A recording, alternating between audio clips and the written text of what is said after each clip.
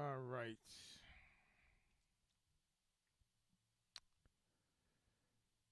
Let's see. Hey. 1, 2.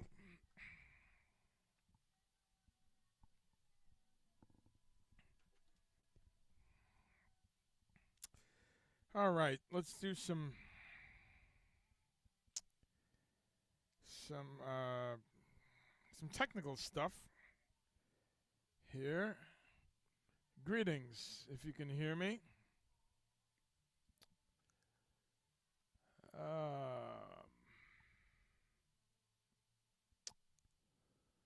Let's see. Let's see if I can get to your comments here.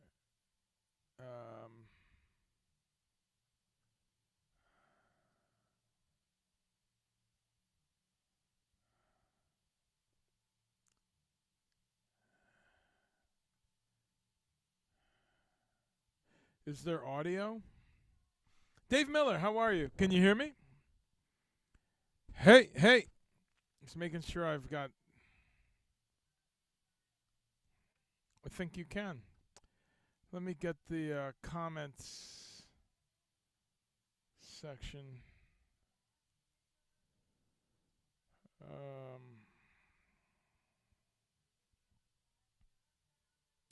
Oh, cool. There we go. I can see comments.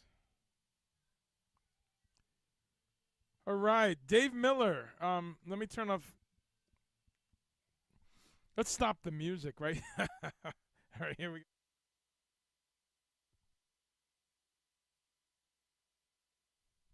Thanks so much. Dave Miller, how cool for you to be here. Let me get, I always got these vocals a little low. Let me know if vocals are low or echoing or anything strange. Dave Miller, always good, bro, because, well, not only is it always good to hear from you, but you've been there since the beginning of my plant-based journey. You know, I was going vegetarian the year I met you. Late 83, early 84, you know, checking it all out, and I was in my first band because of you. So good to see you. Lots of beginnings there. Let's see. Texts are coming in. Live poll 2024 presidential election. Who should be the Republican nominee? Nobody. How do I get those? I guess because I've answered other things from them. Let's see.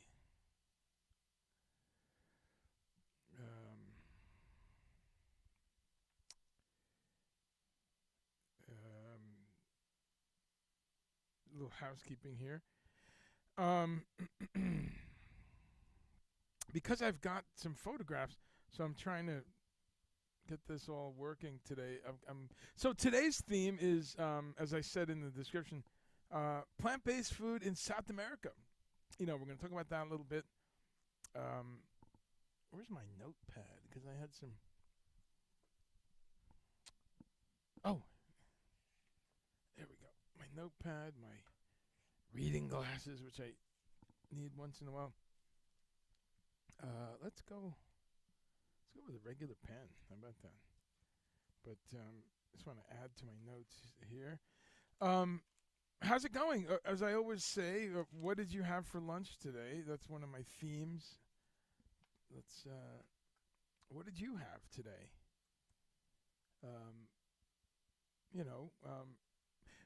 What did you have? And is there something new you've discovered lately? Some kind of new food where you kind of go, oh wow, never had that.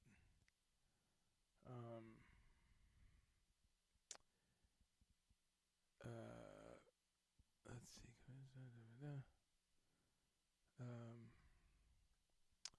Trying to find this. There's so many things to share at once on the screen, so just making sure. Okay, great.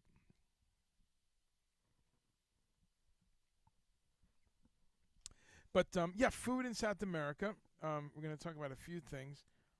You know, a few years ago, I had shared this New York Times article on Brazil and the plant-based thing that is happening in Brazil. Brazil, yeah, of all places, you might think, wow, that's like carnivore central, and they are. As is Argentina. There's no misrepresentation there. But what's remarkable is, for both countries, this explosion in plant-based, vegan, vegetarian, omnivore, what do they call it? Flexitarian, or herbivore, of course, whatever terms you want to use, macrobiotic. I like just the flexitarian explosion is great, and that's generally people who do consume some animal flesh. They're usually pretty careful about it and sticking with as high quality as they can, etc. But who really enjoy plant-based food, vegetarian food, and really try to have as many times choose that as they can. I know a lot of folks like that. I have friends on tours that I do. I have friends, colleagues, students. So flexitarian to me is the one that's really grown a lot. Again, people who genuinely kind of say, you know what, if there's a veg option, I'll have it. You know, a restaurant has something that looks nice, they will always kind of lean that way. But at their mother's house, or because of the way their partner eats, or because of the way other family members, or convenience, or whatever things, these folks have different reasons, and they say, yeah, I'll eat some flesh on Sunday at my mom's house, or I feel like I need some protein on workout days, or any number of reasons. I've heard many reasons. But I think it's great, because anything where people are reducing that total animal product sort of vibe is great, So, okay, just looking to make sure I've got my feed going here on Twitter. I've got it on Facebook, of course. All right. Not so important. Let's get some, so who's here? Say hi and tell me what you're all about. Dave Miller, what's up for you in plant-based world, my brother? What's been going on? You've been vegetarian for many years. What did you have today for lunch? I mean, what's been up today for you? Todd Reynolds, how are you, my friend? Good to see you. And what did you have today that was plant-based? And you're a perfect example of someone I was just talking about. Omnivore, flexitarian kind of vibe, where I know y'all, when you can, you choose vegetarian options and you like different foods that are in that plant-based world, but also carefully choose animal products. You're kind of the person I was just talking about. Someone who does eat some eggs, does eat some fish, does eat some flesh, but really trying to get it, with one of those improvement areas, as I call them, in the last 30, 40 years, organic or free range or local, or no extra antibiotics and hormones and drugs. There's a whole range of ways that we can get slightly safer food, and much safer food. So what'd you have for lunch today? Antoine, what's up, my friend? You had ramen noodles. I'm a ramen noodle fanatic, my brother. Oh my God. I take these little packets. I forget the company. Thai something. And they're very simple. They're sometimes on sale for 99 cents, like $1.39 normally. Little packet, rice noodles, and some seasoning. And I use that as a starting point sometimes when I'm in a hurry. I'm pretty good cook, pretty good soup cook in general. I love soups of all types, and I do a killer vegan French onion soup.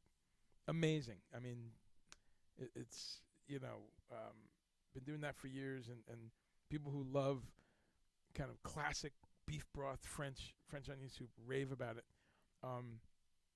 And that gets into the chemistry. Any kind of umami, any kind of flavor profile, it's just amino acids, folks.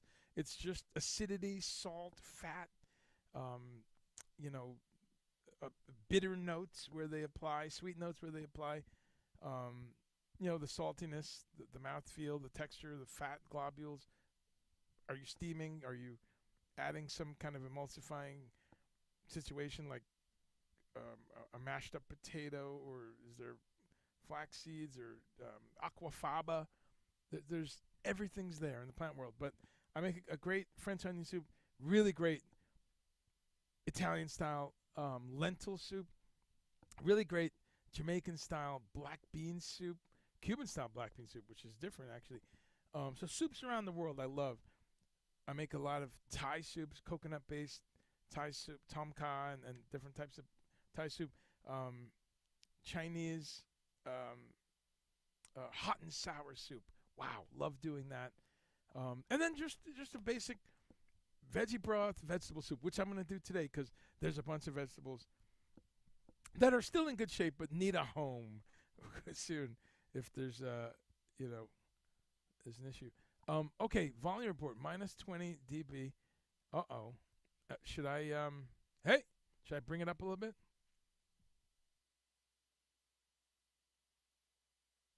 Check 1 2. Hey, let's bring it up. Hey. Bring that sucker up. Yeah, let's little reverb too. Bring back. How's that? Oh yeah, and then we got a trim pot on the mic here. Hey, is that better? Thank you, folks. How is the volume now? Yeah. Let's see. Hey, sibilance. Hey, yeah. 1 2. Yeah. Hello. Test 1 2. Yeah. Yep.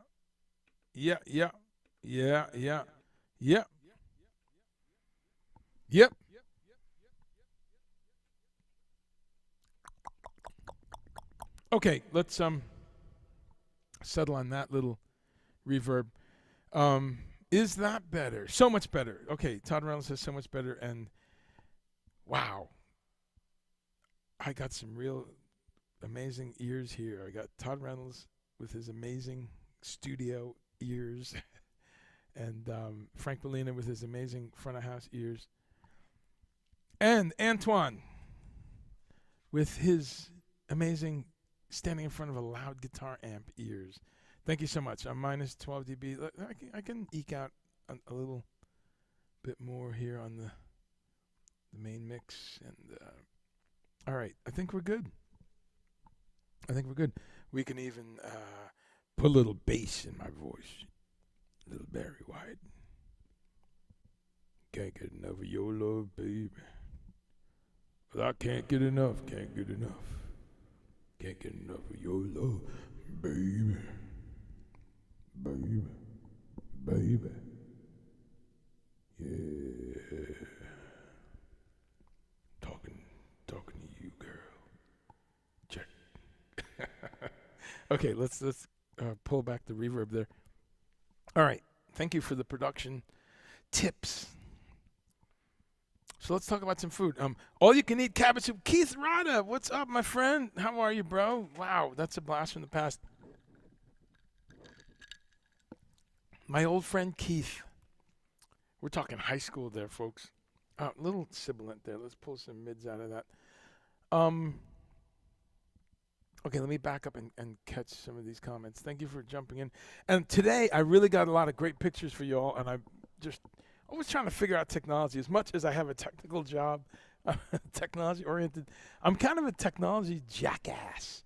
And I've been doing a recording session for a friend of mine, just overdubbing on one track, and I kind of fucked it up because I haven't been recording in a while, and I just make music, but I have been working on an album. How about that? And I'm assembling some tracks, and the concept is a bunch of short tracks.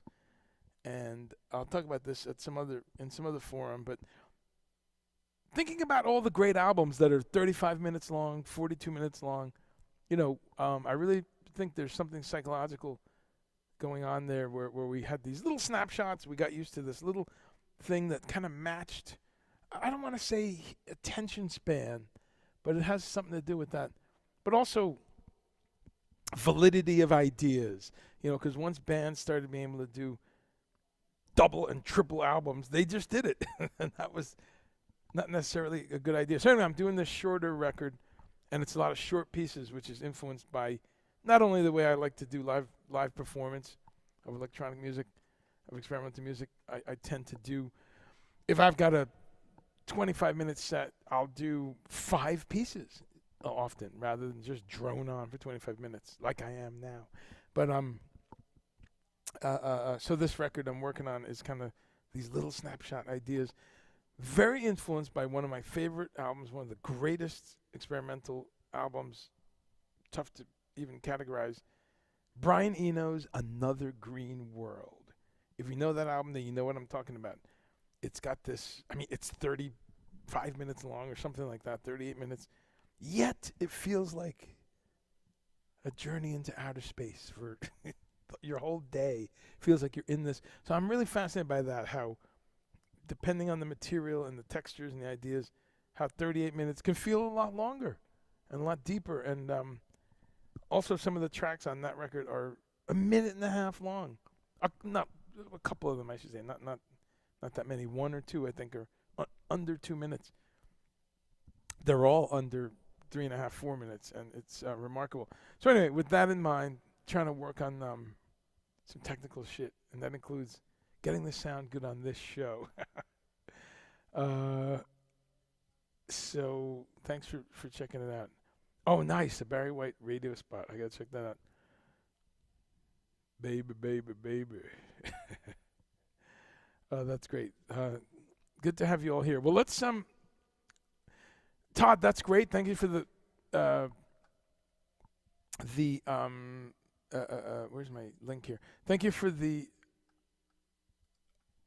heads up on this new restaurant in New York. I've seen those letters. Didn't know what this place was about, but let's take a look. Pure Kitchen. So they've got bowls. They've got acai. I love a menu, a website that gets right to the point and shows you what they've got going on. I think I looked at this menu. I'm wondering. I think when we were in town with Ani DeFranco, we ordered from here. I got to look a little deeper, but 46th Street, it might have been. But that's awesome. And y'all can imagine how much food we order on the road. It's a funny thing, actually. Now that touring is back in a big way. Sibilance is still bugging me here.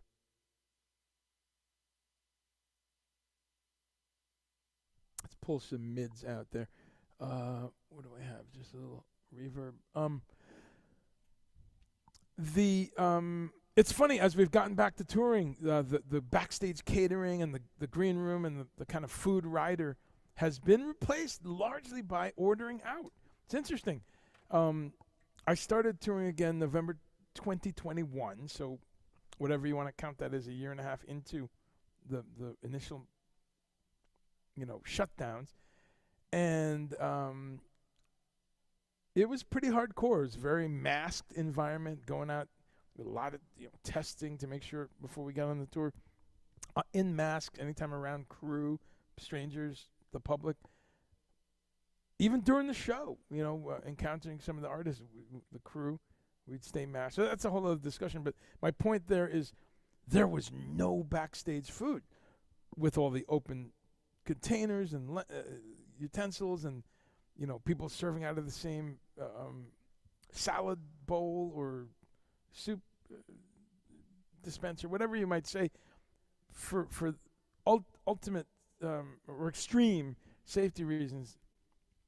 They moved to ordering out. So we would get a menu every day of the tour from cool local places.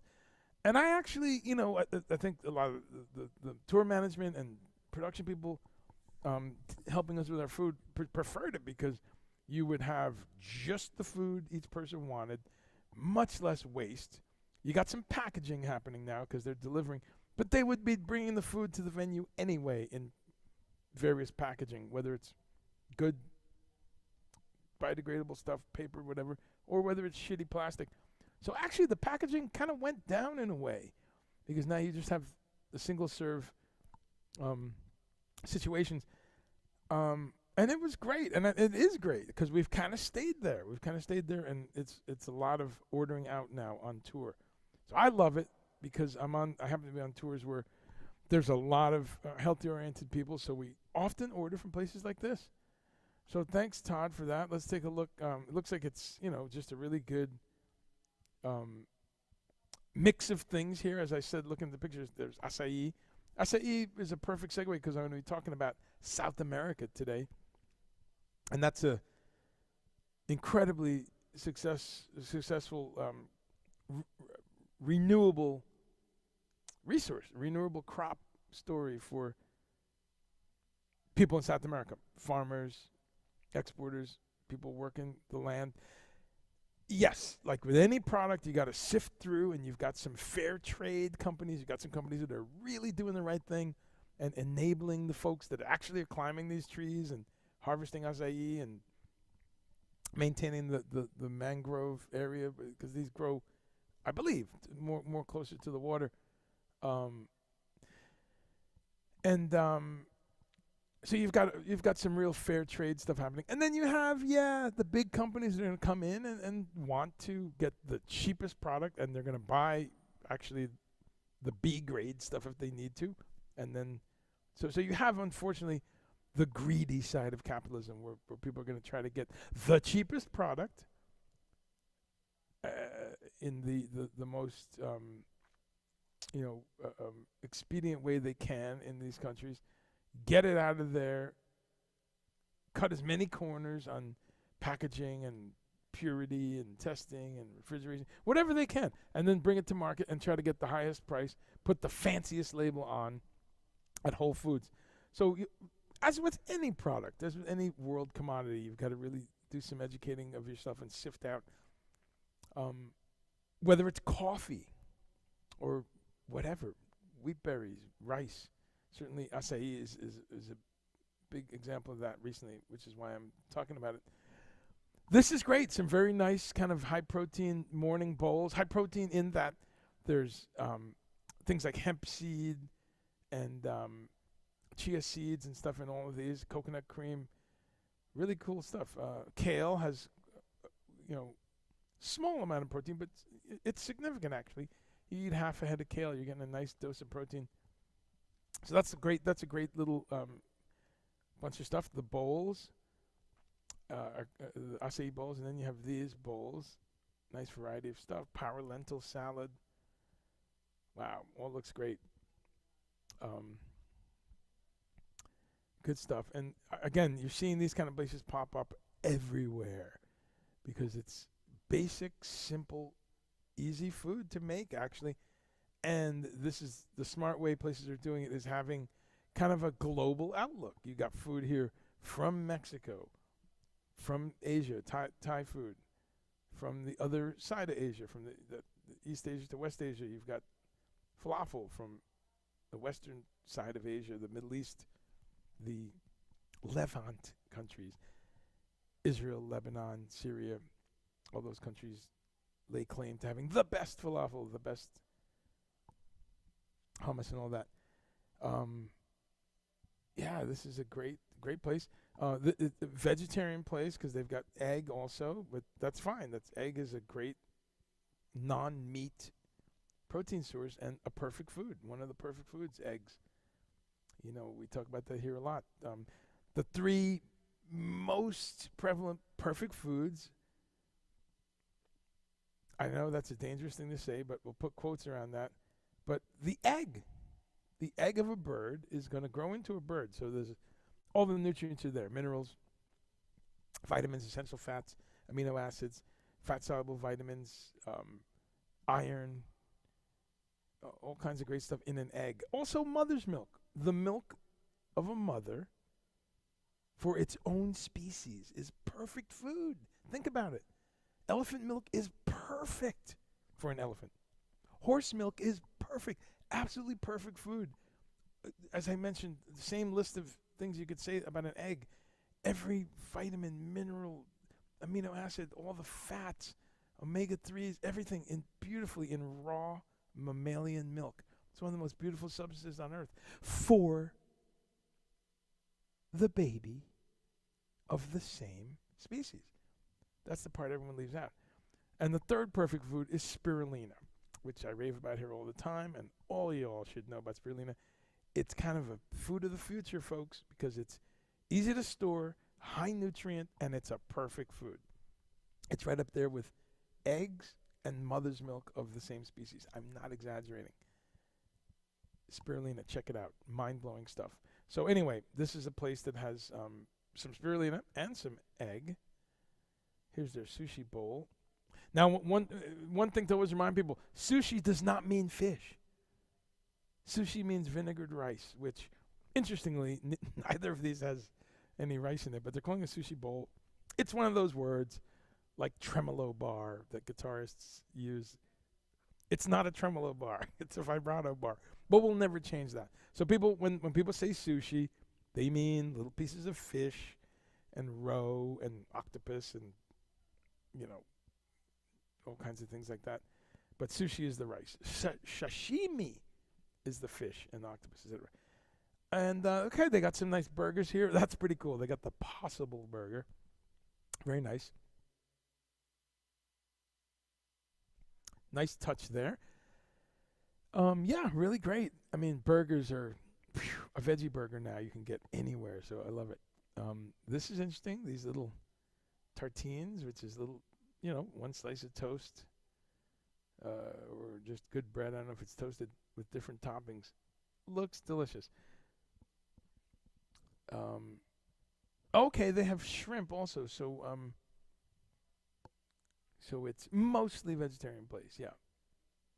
They have some shrimp, they have fish, okay, and they have egg. So awesome though. Again, very, very much on the edges of their ingredient list. And I started the show kind of saying, yeah, if we can get more people thinking this way, which is mostly plant-based and a couple little things of animal protein that you're consuming carefully. Great place, looks amazing. This is not the place we ate from, Todd. It looked familiar, and the name looked familiar. But I might have seen that menu. Sometimes when we're on tour, we get 2 or 3 menus during a day, and you kind of pick one. It's fantastic. So anyway, thanks for that. Pure Kitchen, New York. The link is in the chat, and I encourage anyone in the New York area to check that out. It's really great. All right, let me catch up on some comments. I'll play that Barry White one. Sibilance was not bothered. Okay, good. The only restaurant in the theater district. Oh, it's great. Yes.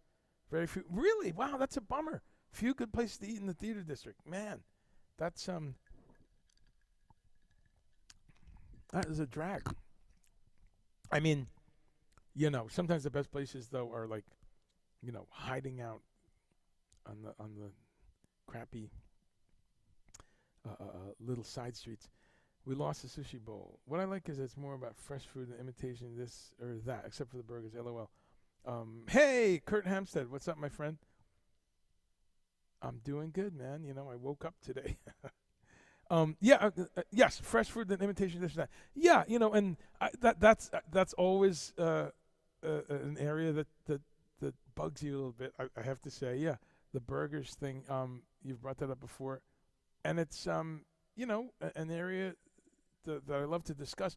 And I talk about it almost every week. And what I'll say quickly to remember is the imitation stuff. For instance, the stuff like Impossible ground beef or the chicken nuggets or the things that look exactly like meat. I think one thing to remember is a huge part of the market for that are people who love meat and beef stew and using ground beef and things like that, but they want to get away from it. So I think sometimes we look at that stuff and we go, oh, why do vegans want stuff that looks like meat? Which, again, you and I have had discussions along those lines, and we hear that a lot. And I think I always want to remind people to put into there that there's a massive percentage, and how do I know this? 15 years in natural foods retail, and also following up and looking at a lot of where the sales are for some of these things. So yeah, that's what's pretty interesting, is that there's a huge amount of people who still eat meat, who still eat flesh, but they're saying, you know what, I'm 55 now, I'm 62 now, my serum cholesterol is up. The doctor says I got to cut back saturated fat, but I love, grilling shish kebabs on the grill every summer. I want something that's meaty, fleshy, has that texture. So you do have, I think that's kind of left out of discussion sometimes, that this market is in large part driven by people who still eat meat, but they want something just like meat. The second category are new vegetarians, or vegetarians who quit meat 100%. They don't ever have it. But again, they like the smell, the texture. And I think that's something, again, in the whole modern discussion of vegetarianism, which starts, let's say in the 60s with the hippies and kind of the health food stores starting out. That's an area that I think is ripe for some discussion. The third thing is that we kind of, you look through food and food history and cooking history, and humans have endlessly made stuff to be like other stuff in all directions. In other words, pureeing chicken or something so that it's more like a dip rather than a big chunk of flesh. So there's all kinds of psychological stuff there about texture and flavor profile and mouthfeel and ways that we make foods. So to me, it's more of a real open continuum. One of the things I've done on the show is show some stuff from the 1300s where they were using almond milk already. Did you all know that? Yeah, almond milk is not some annoying thing that your brother-in-law or your teenage daughter is getting into. Things made like milk go back centuries, many centuries. In Asia, using rice, using coconut flesh. And in Europe, which blew me away, learned this a few years ago, almond milk, making milk out of other nuts, cashews and things like that. Walnuts was what they used. Just boiling them, mashing it, and straining it, and using that. So that's what's interesting, that we're in this continuum of stuff. That said, all to just flesh out your point there, Todd, and that said, let's be clear, 10,000% in agreement with you, as you know, that I prefer places where it's just vegetables done in an interesting way in some global recipe. There's millions of ways to prepare leeks and potatoes and beans and nuts and seeds and seaweed and eggplants and all the different types of legumes and things that are out there, and stuff that's made to be like ground beef is never attracted to me. I'll also say that what's a burger? A burger is a patty of something pressed together. It doesn't really say this is meat, other than that's what we've normally grown up with. So that's what's funny too. Hot dogs too, to me, are, if we really study what's in a hot dog today, but we look at sausages over the centuries, it's fascinating how many things they made sausages out of with no marketing or philosophical or join PETA today with not any of that energy. They just used what was available. So if we study sausage making, you've got, of course, pork, but also squirrel and snake meat and fish, eggs, egg whites, potatoes, nut meal. Different things are used throughout the year if you couldn't get enough rabbit or enough pheasant or wasn't enough pigs to kill. So again, I love that there's this really fluid kind of open source thing that has settled into what we have in modern life as the norms. And it's very arbitrary, just like with music, actually, and with other stuff. So fascinating area that I'd love to talk to anyone about more. Let me say that again before I get to some pictures. Anyone who wants to jump on and tell their story, talk about their plant-based discoveries, experience, anything like that, let me know, and I can put people on. Next week, I'm going to have special guests from amazing Jamaican vegetarian place that I found in Fort Lauderdale. Was there for a day working, going to a cruise, and pretty amazing. Kurt Hampstead says, fasted 3 days straight with water and herbal teas. Nice. Fast close to a week, closer to meatless at last. That's great, my friend. There's no rush. There's no schedule. It's just chipping away, tiny thing. A new recipe here and there, a new food once in a while. You know. Going back to Keith, I love that with the cabbage soup. All you can eat cabbage soup. I need some cabbage soup, bro. I love it. And I haven't made it in a while. And I have a cabbage in the fridge that's ready to rock. We get a CSA every week, which is food from our local produce provider, and it's like $25 a week, and it's a box of local stuff with good packaging or none at all. So it's really cool. Let's see. I need to go on.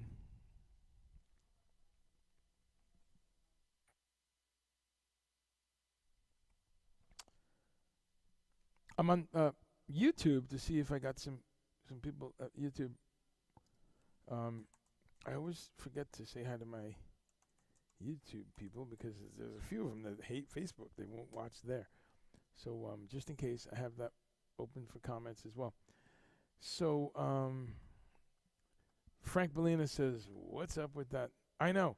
That's me being cheap and lazy and not editing this free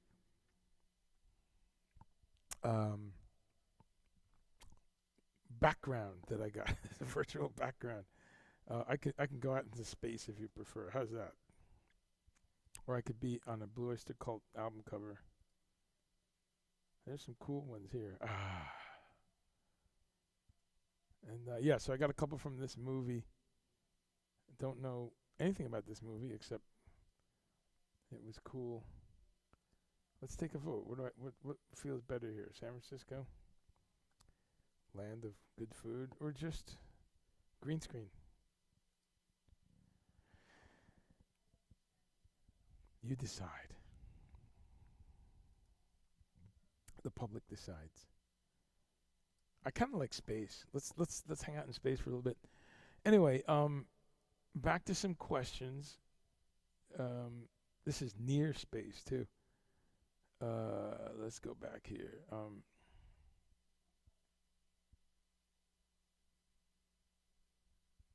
So, all right. Well, I'm going to talk about South America.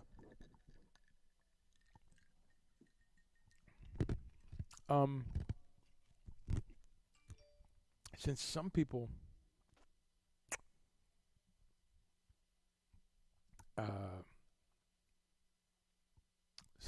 may have gone to school in the USA,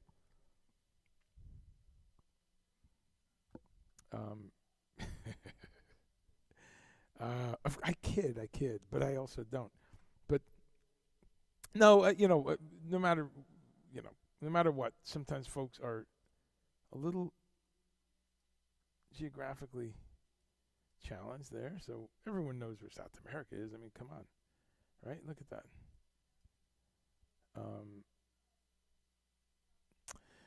So beautiful continent of my birth. I was born here 58 years ago. And I'll show you that real quick. I was born right there. It was called British Guyana at the time, right in the middle of the screen. Georgetown, Guyana, where most people in Guyana are. Little capital city at the mouth of the Demerara River. Who would put people there? It's a swamp, folks. It's under sea level. It's insane. There we go. And you could see Duncan Street right in the middle there. I lived on Duncan Street. How about that? So, tiny little city where everyone is, and it would be swampland if the Dutch didn't come and build a seawall and lots of canals and dikes and pumps and stuff to maintain a livable area, just like they did in the Netherlands. Anyway, so that's where I'm from, and expanding from there, incredible content. So I was just on tour there in September, and we went to Brazil, Peru, Chile, Argentina, and Uruguay. So really, almost everything from where you see the arrow flying, everything below that, except Bolivia and Paraguay on this trip. But I've been to Paraguay before. But went around a bit, and this was on tour with Pat Metheny and his quartet. So a lot of fun. So I'm going to talk today a little bit about the food revolution in South America. What was amazing, I've been there 3 times on tour. Been there a couple more times as a baby. I grew up in Chicago from 5 months old till I was 5. So really Chicago is in a big way where I'm from. Went to kindergarten, went to preschool, all that in Chicago. Went back to Guyana age 5 to 11. But been to South America 3 times on tour. And the explosion in natural foods and plant-based food, vegetarian food, vegan food, flexitarian food, fresh food in general is astounding. And it says that people are really dialing into sustainability and to the fact that you're living in a rainforest. Why not use the mangoes, coconuts, plantains, the acai? Why not use all the hundreds of types of sweet potatoes and root vegetables, renewable resources, rather than use your rainforest to grow soybeans to feed to cattle? And then you do that a couple times, you've now created unusable land. I mean, they use it for development and doing other things.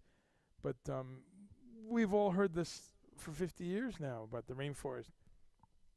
And to know that perhaps the largest use of it is to just grow, wheat and soybeans and things like that to feed animals and get far less nutritive return is insane. So they're finally figuring that out. I think, well, they had it figured out, but they're finally, that's in its ascendancy in a commerce way. Okay, so that's become very successful. Let's see. Fasted 3 days. Yeah. I should find out what that film is, frankly, and make sure I'm not endorsing some wacky shit.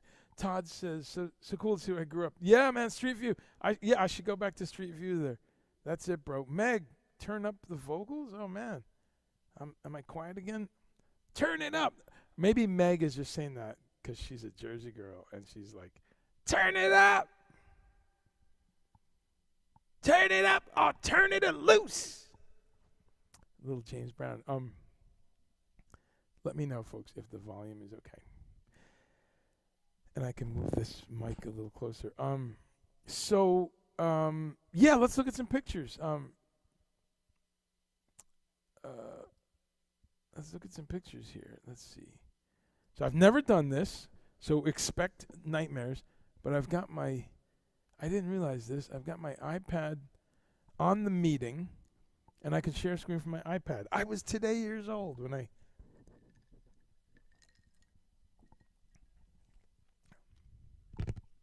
there's stuff I just forget sometimes too. Okay, share my screen. So this should, if I do that, let's see if this works.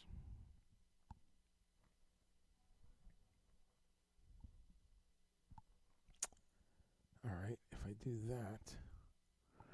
Oh, cool. Yeah, there's my iPad. And there's my my VCS3. Let's listen to that. All right, let's see. That works. All right, it works. Let me know. Actually, let's see. Can I see your chat still? This way you can correspond. Anyway, first photo is me in Brazil, just kind of smirking in disbelief that I'm on the beach.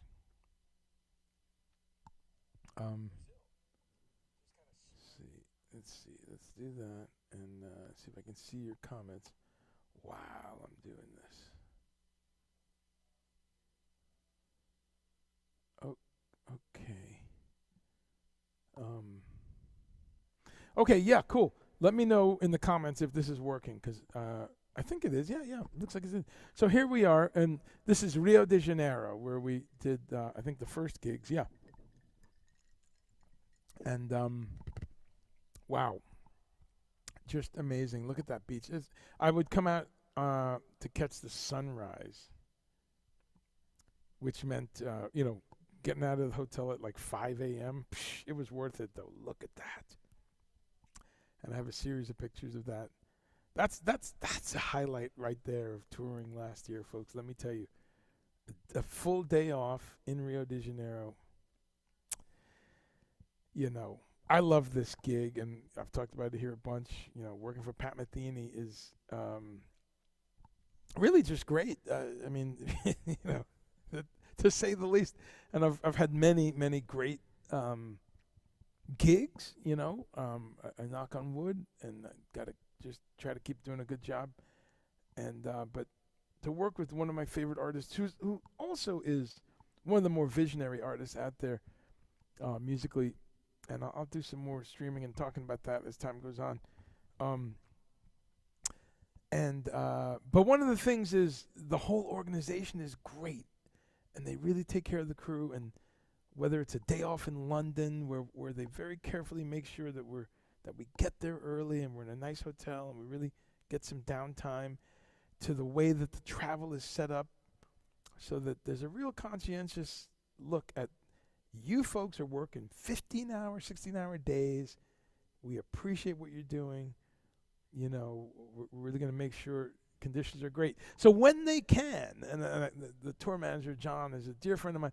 He's great because when he can, he makes sure that we get into town a day early, and the promoter, puts us up in amazing places. And where you can't always choose that kind of shit. But this was a big one. Hotel across the street.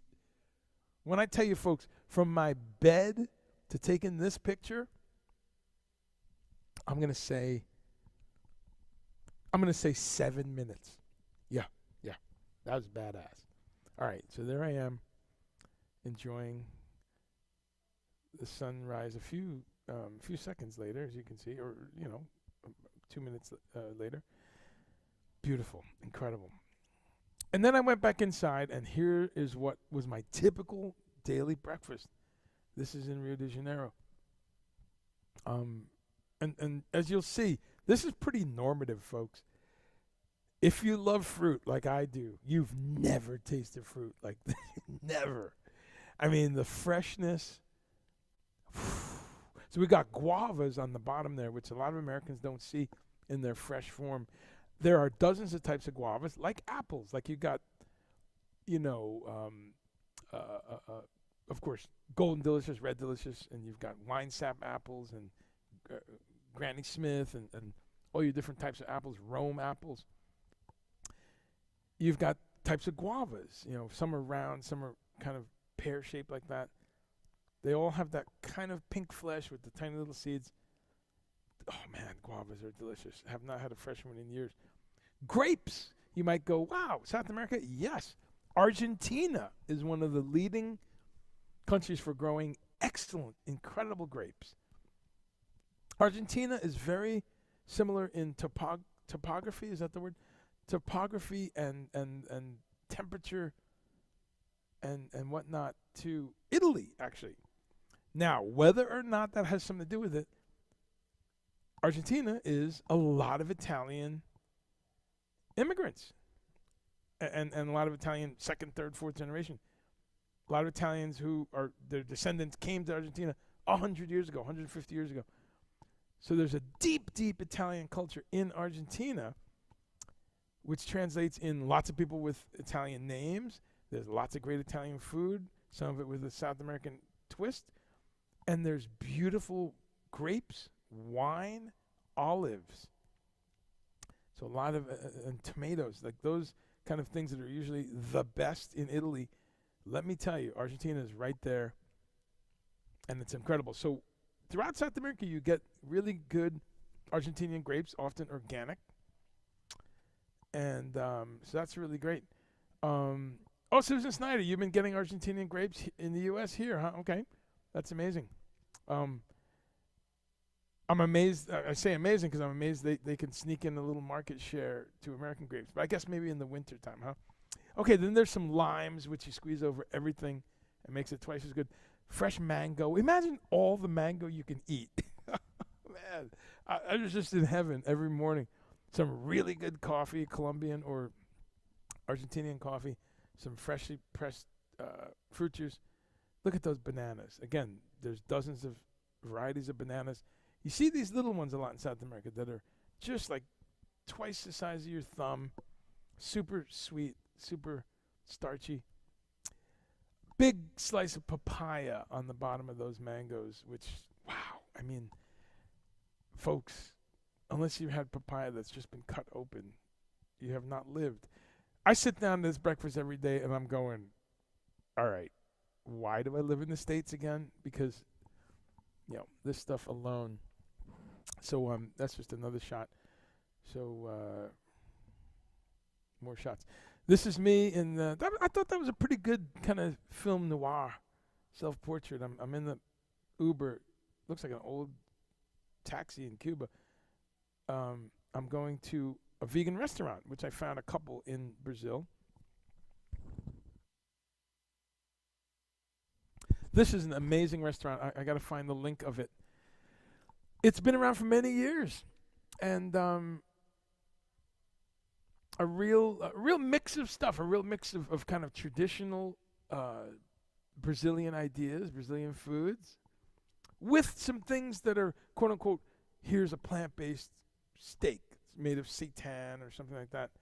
And so again, I like those places that have a blend. Not a huge fan of a place where you go, and everything is kind of simulating pork or beef or chicken. Those places exist, especially in Chinatowns. In Chinatown in New York, Chinatown in Montreal. Been to the ones in San Francisco. One other one I'm forgetting, somewhere on Earth, somewhere in Europe. But you always find Chinese restaurants that are 100% vegetarian, but the menu says pork, beef, chicken, duck, and they use sweet potatoes, they use seitan or wheat gluten, they use soy, they use tofu that's been pressed or deep fried or frozen and then deep fried, which gives you a whole other texture. They use different things. What's beautiful about the Chinese and doing that, and again, I always like to touch base on this discussion, this area of debate on foods that look like other foods, is that the Chinese 5,000 years ago, when asked by the Buddhist chefs, when asked by the Buddhist monks, the chefs started imitating favorite foods of those monks, which might have been foods that required slaughtering and death and torture. And these are things that those Buddhists, as part of their spiritual journey, as part of their practice, they wanted to remove as much suffering as they could. Maybe not 100%, but they wanted to do the best they can. And so they asked their chefs to make some foods that were like what they were used to, but without the suffering. So we're talking, 5,000 years ago was some of the earliest examples I've seen of Chinese chefs coming up with a substitute for pork, using mushrooms that might have been pickled a certain way and salted. I mean, we all know, we've all had things like chicken of the wood mushrooms or oyster mushrooms. Wow.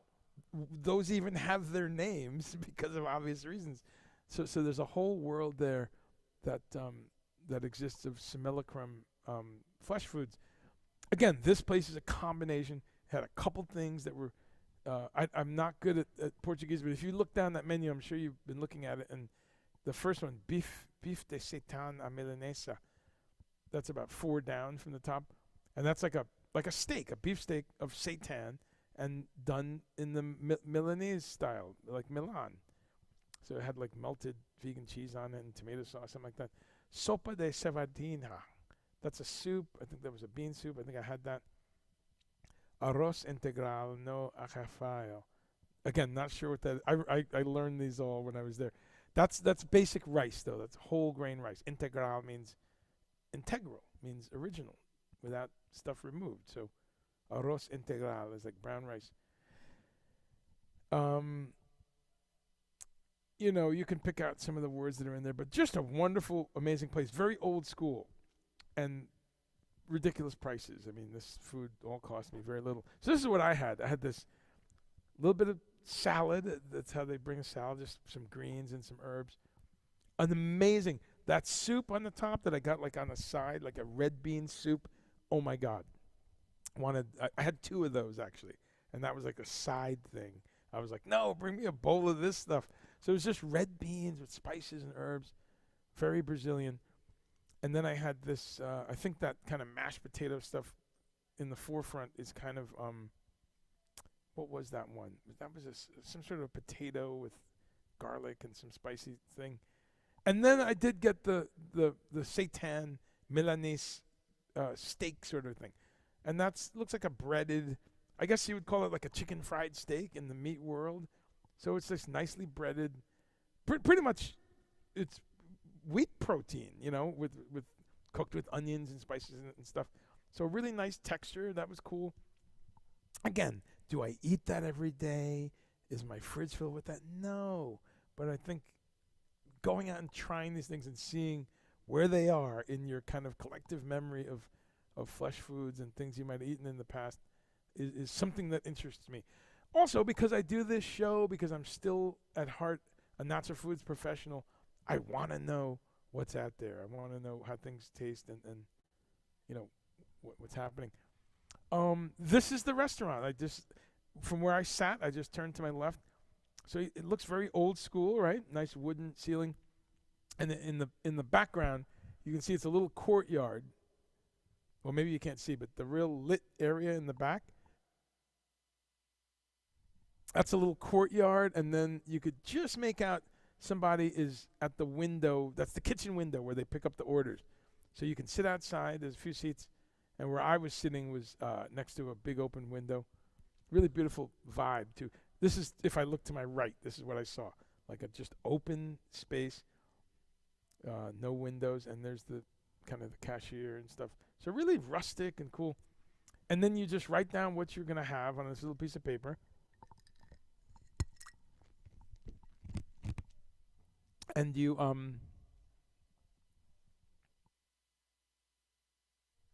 put your table number and call them over. So I had the feijão vermelho. Sorry for anyone who speaks Portuguese. But I remember that was the red bean soup. I had the puree de Hokkaido. Oh yeah, that's a Hokkaido squash, the puree thing in the front of the picture. Then I had the green salad and the bife de seitan milanesa. So really great. Man, such a good meal.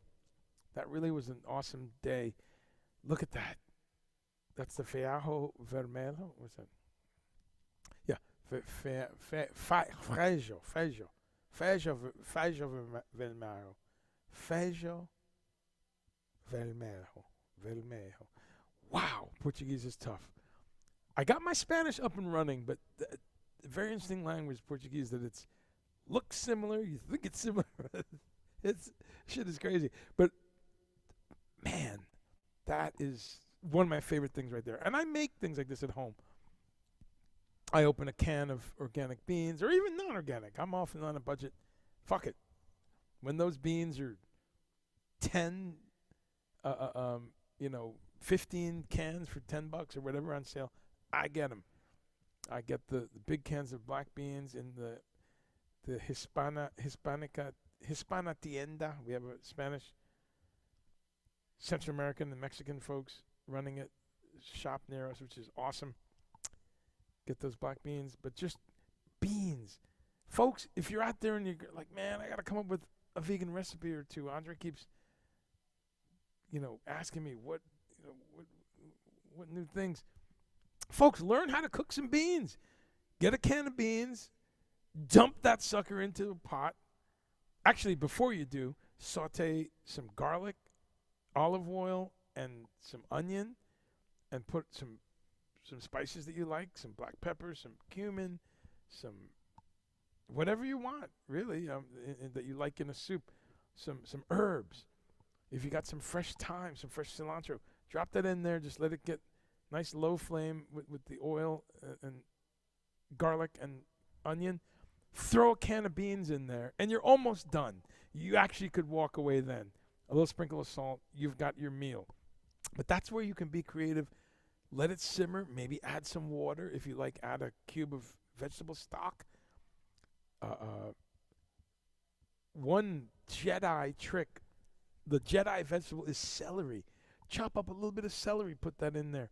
Turn that down, let it simmer. You want your beans to simmer. That's what they're doing in Jamaica. That's what they're doing in Dublin. That's what they're doing in Warsaw. That's what they're doing in Lagos, Nigeria. That's what they're doing in Hokkaido and in Osaka, Japan. That's what they're doing in Mumbai. That's what they're doing in Eritrea and Zimbabwe and all around the world, in Mississippi, in New York City. You better believe it. People are cooking beans. And it's a beautiful thing because you just need a couple things to spice it up, a low heat, and you've got high protein, zero cholesterol. Zero cholesterol. Cholesterol only comes from one place, a liver. So if you're eating something that does not have a liver, there's no cholesterol. I can't remind people of that enough. No, there's no cholesterol in coconuts. No, there's no cholesterol in avocado. Start looking this shit up, folks. People say all kinds of whack shit. It's amazing. Cholesterol is an animal fat, an animal lipid produced in the liver. You will make all the cholesterol you need your entire life right in your own liver. You don't need to eat any. Cholesterol is incredibly important. I would not want a life without cholesterol. It's shielding my brain. It's part of my nervous system, yours too. It is part of your eyes, your eyesight. It's part of hormone production. Cholesterol is incredibly important, but you don't ever need to eat it. So, beans. Beans, beans, beans. Good for your heart. Beans, beans, beans. High in fiber, as the childhood rhyme always went. I think I took that shot to just, I positioned the hot sauce a little better. Oh, that was good hot sauce. Man, just a basic little cayenne-driven thing. Some more views right outside the restaurant. As you step out of the restaurant, look at the beautiful stuff right next door. And this is, I just like little film noir moments like that. Amazing, charming city, Rio. And that's kind of the address next door. So this is the name of the place, right? Refettorio Organico.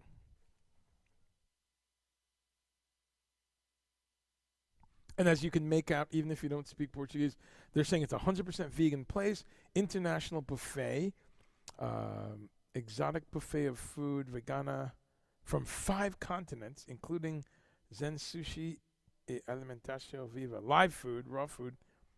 And then they're saying valorize, value the life, preserve our planet, something along those lines. I apologize, my Portuguese is shit.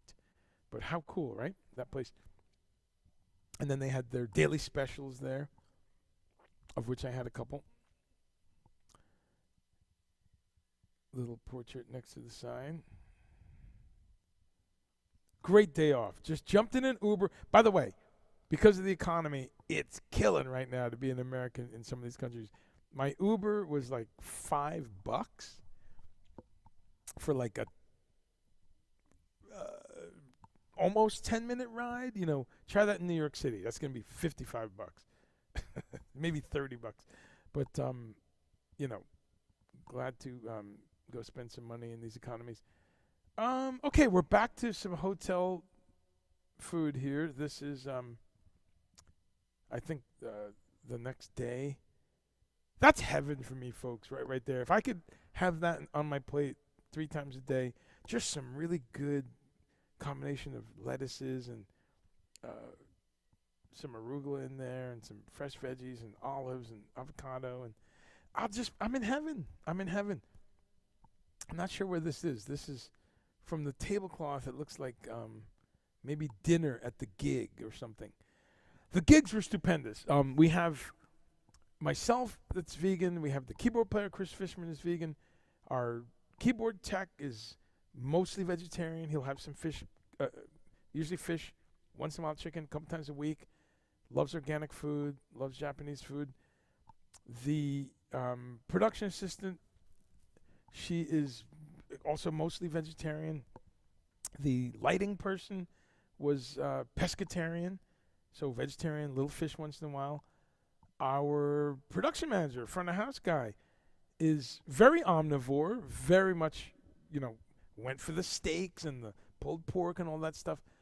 But what I love about that colleague of mine is he's all in. He will, if you have horse cheeks, he's kind of a gourmand. He'll go, yep, I got to try it once. But unlike a lot of people who eat that way, he loves vegan food, loves vegetarian food, and more importantly, has a real holistic respect and approach to it. Like, there's never kind of like, oh, what are you eating? Is that rabbit food? Which, yeah, I have grown-ass people that I work with that are fucking 6-year-olds, and they can't deal with seeing something without meat. They have to make a comment. They have to. It's been great being nowhere near that kind of energy on these tours. Everyone really loves if this is the food option. No one complains.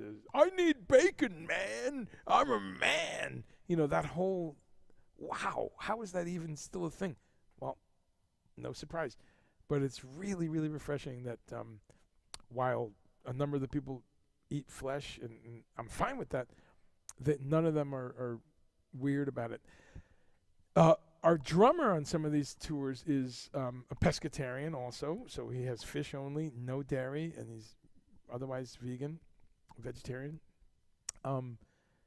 Let's see, our tour manager is pretty much vegetarian as well, and so it goes right down the line. And we always have some chicken, we always have some fish. Again, it's a high quality kind of a situation, which is fantastic. But whenever we have a soup backstage, we just keep it simple so everyone can have it, and the soup is always vegan. So I can't remember which city this was, but I could see my radio in the background. So we were at a show, and I could see a bottle of hot sauce that I travel around with. If you just see in the background a little radio that says Andre Bronut, which was my nickname for that tour, because of a typo. But I'm drooling looking at that soup, folks. Look at that. Like a squash base with some kind of spinach floating around and peppercorns and some mushrooms. Man. Oh, man. I don't think... Let's go into the chamber. Where's the chamber here? Here we go. Man. Oh, man. Is that good? Where's my chamber? I want to do a dramatic...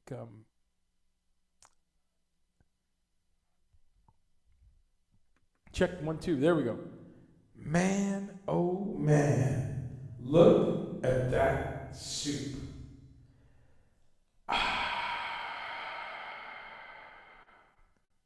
There we go. For dramatic effect. The next day, more papaya, more mango. So this was a place in In Uruguay. No, wait, no. Sorry, this is Rio de Janeiro, next door to the Havaianas store. Does anyone know what Havaianas is?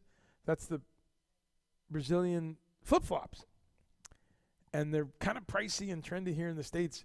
Wow, they're like, I don't know, $6-8 a pair down there. So I got a couple pairs.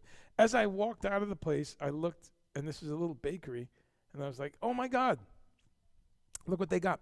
So this is pastel integral, which is flour dough integral, which means whole grain, you know. So whole wheat. These are some delicious whole wheat, whatever you want to call them,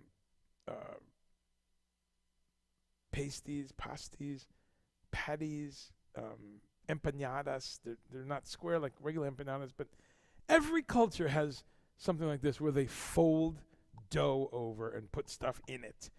Whether it's the Jamaican beef patties, the Guyanese beef patties, or veggie patties, both of those you can get as veggie. The Cornish pasties from Cornwall, Wales, which really are where some of the islands where we got them from, the Welsh people that were sent down to do the dirty work by the colonialist murdering slavers, the English. That's right. They sent Welsh, they sent Irish, they sent Scots. And that's a whole other discussion. But when you break it down and you look at some of those Caribbean countries, we got some of our accents from some of those folks. The poor Irish who were in Jamaica, if you think about combining their accent with an African person with African dialogues from West Africa, learning English. It's really interesting stuff when you go look at some of those African languages and the way vowels are formed and things like that, and you smash it into the poorer classes of the British Isles that were sent into the burning, mosquito-filled islands to do the dirty work. One of the beautiful things that came along with them, though, was these foods. And when you look at foods on the islands, there are a mashup, yes, of indigenous foods, the indigenous natives who were on those islands, and nobody asked them to move in, but the indigenous folks in South America and on those islands, the African folks who were stolen and brought there, brought their love of root vegetables and, curing things, curing meats, curing vegetables, their love of things like breadfruit and coconuts and bananas and things, their love of certain fishes and different preserving methods of those. All of those foods, vegetable and animal-based, coming from Africa, coming from various parts of Africa, colliding not only with the native people of those islands and the types of fish, types of vegetables, types of greens that they knew to be edible, but then you collide that with the European, at that point, let's say, slave masters, people who were controlling the destiny and the lives of those other folks.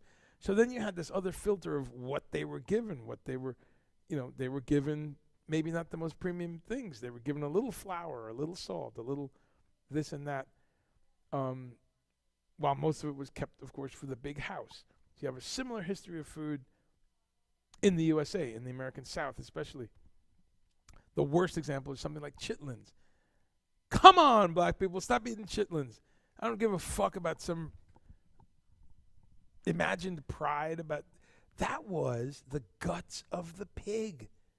It still is. That is the guts of the pig that the slave masters felt, well, these good-for-nothing slaves, let's give them literally the shit-filled innards of these pigs. It was a joke. It was an insult.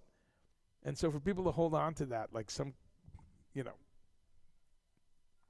But food, history, colonialism, folks, it's all connected. So that was, I got a couple of these. One of them was spinach. That one, acetona, that's olives and something else. Man, those were delicious. So good. I cleaned out one of those plates. And there it is, having it I think that's, yeah, that must be, right? It's the next picture. Having that, oh, look at that. Potatoes and simmered with pimento and some beans and stuff. Really delicious. I washed it down with a fresh acai drink. And wow, that was great. You see these little shops everywhere in Rio, where you can get acai and bananas and coconuts and things. You can put together your own kind of just shake smoothie sort of thing. Watch the guy do it. Watch him wash out the blender and just put fresh fruit and a fresh chunk of frozen acai. I hate that it's a plastic cup, of course. With stuff like that, I usually keep it with me and reuse it a couple of times. Put it in the hotel, make a mixed drink or something later. So I try to reuse stuff a few times. I didn't get a straw, and I always carry with me plastic spoons and metal spoons, whatever they let me on the plane with. So I actually had a spoon there. So you do what you can. You do what you can. You do what you can, and you watch. Don't look up, and you realize that's the way it's going to go. All right. I thought I would marble in here some everyday shots, just to give a snapshot of our lives in South America. Can't remember where this is, but that shows a few folks in our crew, and you see a couple guitars. We're checking in. We flew all over the place, folks. We took a ferry from Uruguay to Argentina, but we did a lot of flying, as you do on South American tour.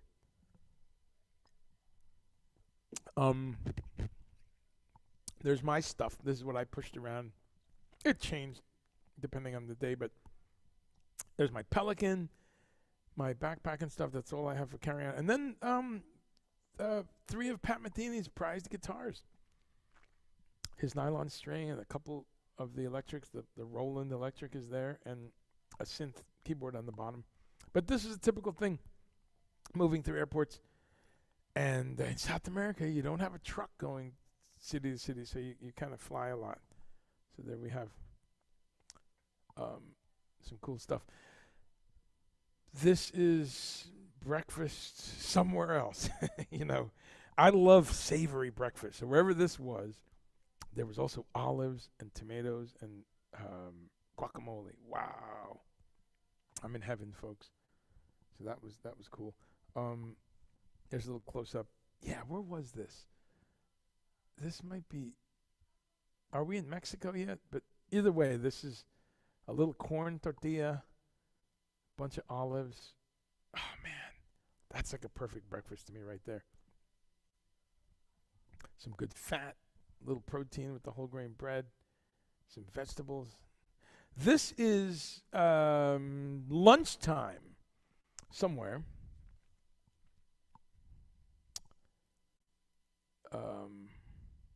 This is lunchtime.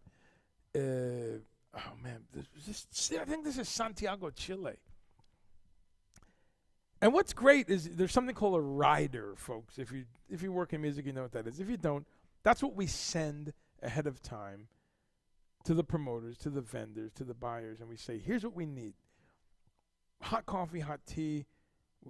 Someone likes Sprite, so have a 6-pack of Sprite. Someone else like kombucha. Please have 6 assorted flavors of that. Someone else is allergic to gluten, so please have a loaf of gluten-free bread. There are 4 vegetarians, so please have enough hot meals for that. Someone wants half-roasted chicken, so that must be ready after the show. Da-da-da-da-da. No salt. You know, whatever the details are.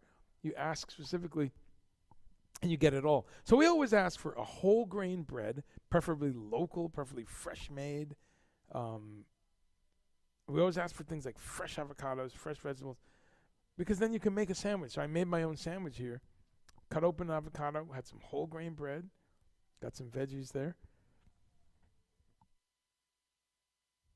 By the end of it all, I kind of had my avocado sandwich with greens right on top of it, and I just folded that sucker up and cut it in half, and there you go.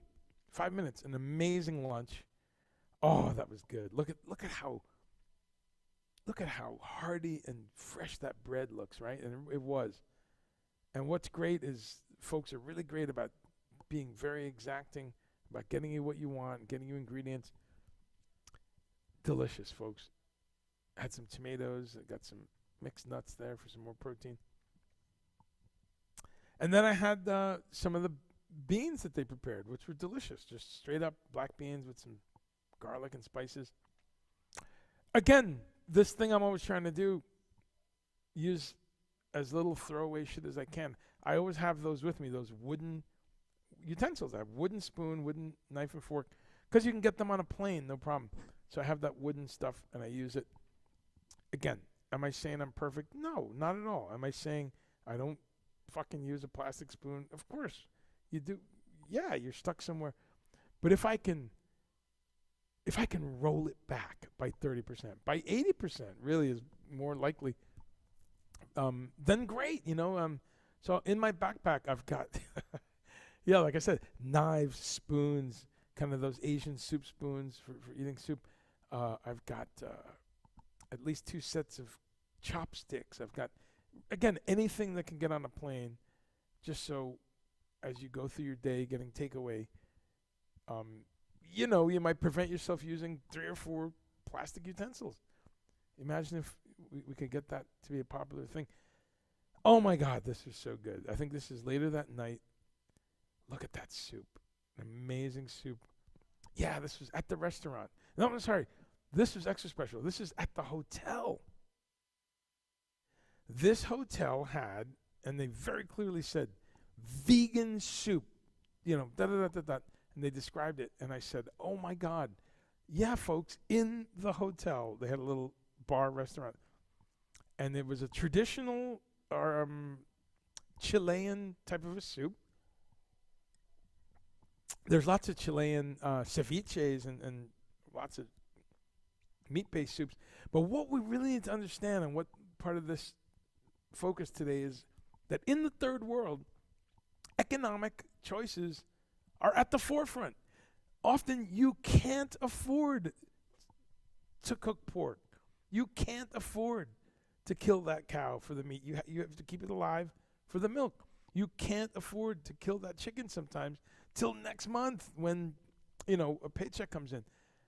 So you have the eggs instead. So there are harsh realities in some other countries, in most of the world, really. It's cheaper to get the beans dry and soak them overnight rather than get them in a can. When you compare a kilogram of black beans dry and in a bag versus a can, it's astounding, because we're paying for that convenience to just open the can and it's ready to go.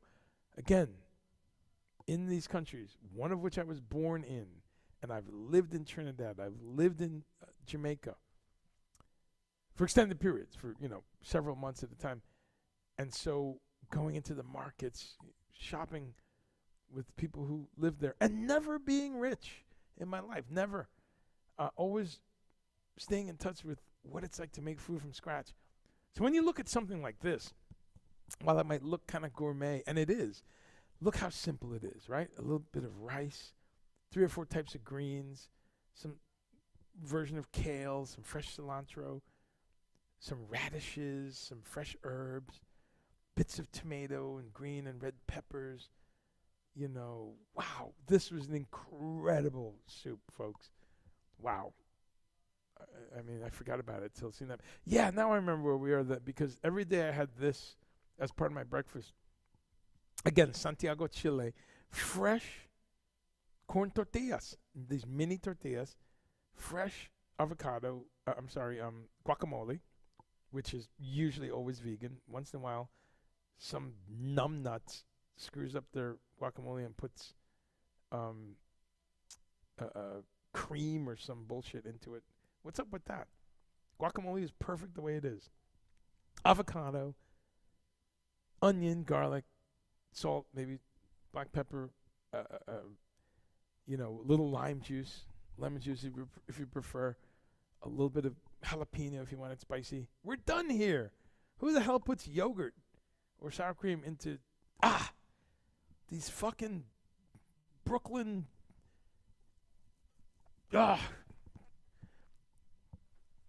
trendy avocado toast for $12? People, they keep messing stuff up. Anyway, that was good.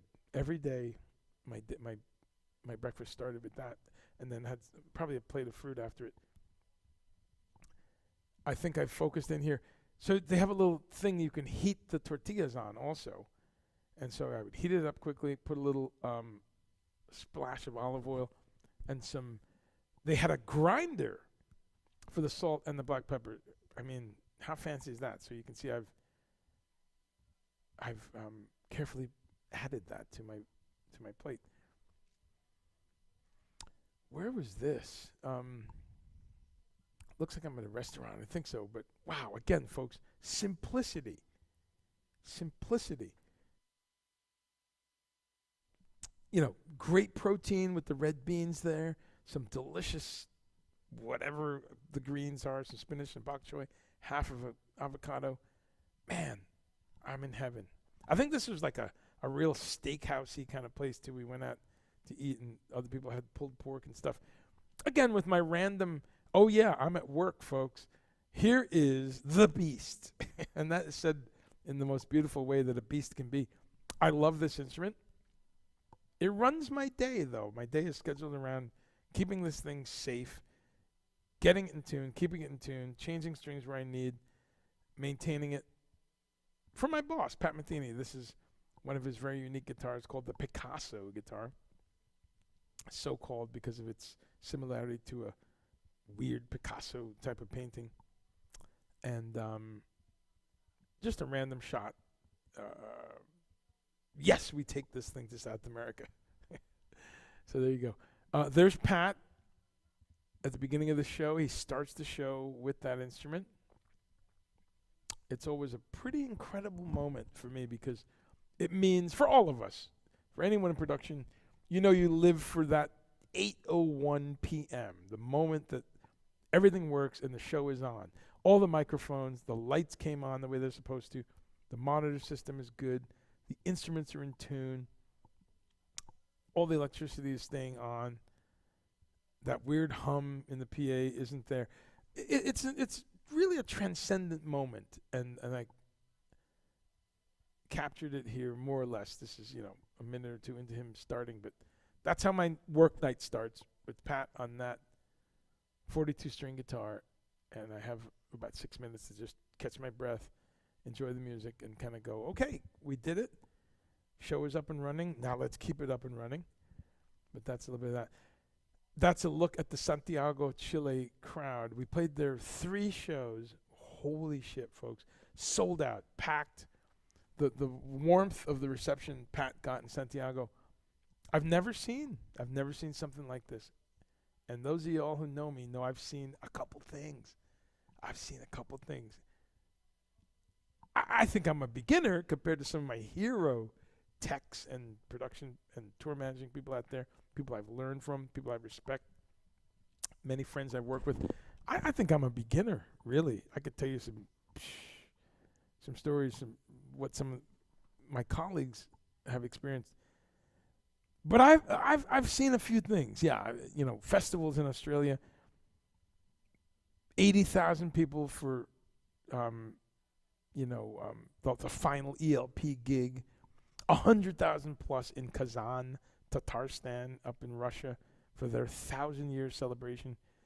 The Royal Albert Hall. I've seen a bunch of gigs. Red Rocks. Worked in Red Rocks a few times. Big fucking deal. Believe me, folks, that's beginner stuff compared to some of the people I know. But I'm just saying that for perspective and to say I've seen a few really well-received shows. And these Chilean people and whatever visitors also, wow. I mean, everyone said it. Pat, Antonio Sanchez, Linda Mehan-O, the great bass player, Willem Simcock, the keyboard player. Everyone walked off going, did you hear that on? Did you see those people at the end? It really was amazing. They were singing melodies. It was like a football stadium. So, little reminder on the map where we are there. That was in Santiago, Chile.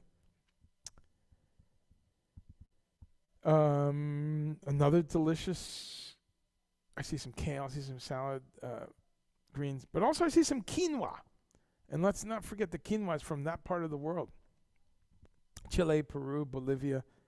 And, there are some issues there where quinoa is so popular globally right now that some of it leaves the country before getting to the people who live there.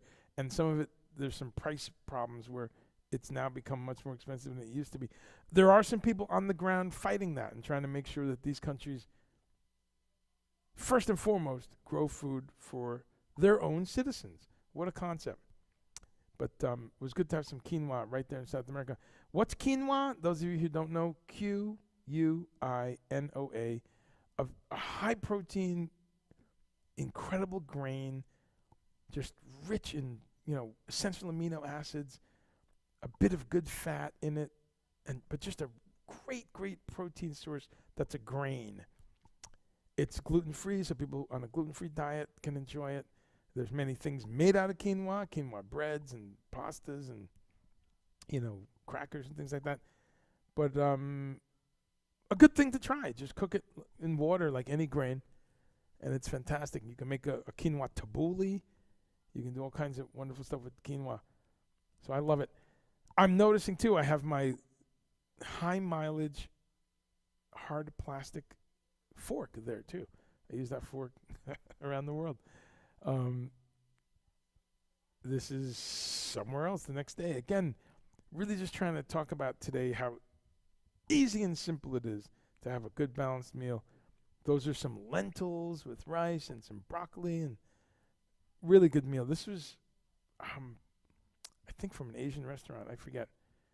Always with the fresh fruit. Kiwis, delicious pineapple and oranges. That's at breakfast. This was at the airport the next day. We were flying from Santiago, Chile to somewhere. And I stopped to grab, some snacks for the plane ride and was blown away how many things were local. Artisan foods. I look on the back, and these are all companies in Santiago, in Lima, Peru, in Paraguay. So they have a rich industry down there of foods. And yes, these are packaged foods. So now we're getting into what's the packaging made out of and blah, blah, blah. More labeling and paper processed food, paper bags. Of course. That's always going to be the balancing point for a modern civilization. That said, it's great that these folks have a rich set of choices now for local made snacks. So they're not waiting for Frito-Lay stuff to come, come down the pike.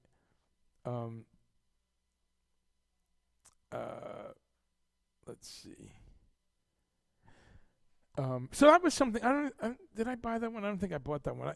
Look at all these choices. I think I bought the one in the basket on the top. Yeah, it's like a mixed root vegetable chips sort of thing. It was like sweet potato chips, cassava chips, plantain chips. Well, no, not plantain. Just all these roots. But just you get my point here that you can be in a basically convenience store and here's 20 vegan items. I didn't even. I'm not even showing all the pictures. Let's see. Text from Scott Fisher just came in. How about that? Totally natural, without gluten, vegano, and seen soy. So all of those desirable attributes of a snack food, they're right on top of. I thought it was funny as I was walking to my gate, though, that, and I know they were American because I heard some accents, so not to slag Americans. I'm not here to do that. That's the 5 o'clock stream. But as I walk by, some folks are going to eat what they want to eat, right? And it's just funny, though, as you go around the world, there are Ruby Tuesdays and Five Guys and, of course, McDonald's and Burger King and all the American junk food. And it's always a bummer to be in Osaka, Japan or something. And I have colleagues who walk by 10 restaurants of incredible local food. And it's food they would eat because it's pork and octopus and beef and all this stuff. and they won't touch it because it's too weird, man. It's too Japanese. And they'll find a Ruby Tuesday or a Five Guys or, any of these horrible restaurants. So, I have to stick a little sociological statement in there, but what a bummer to see people like flocking to these kind of places.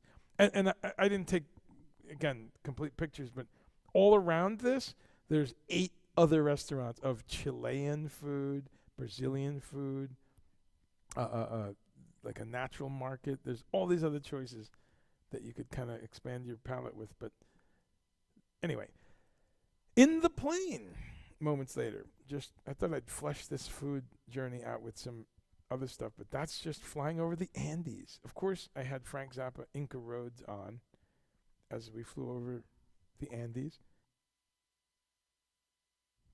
Amazing. Nothing like this except flying over the Alps in Europe.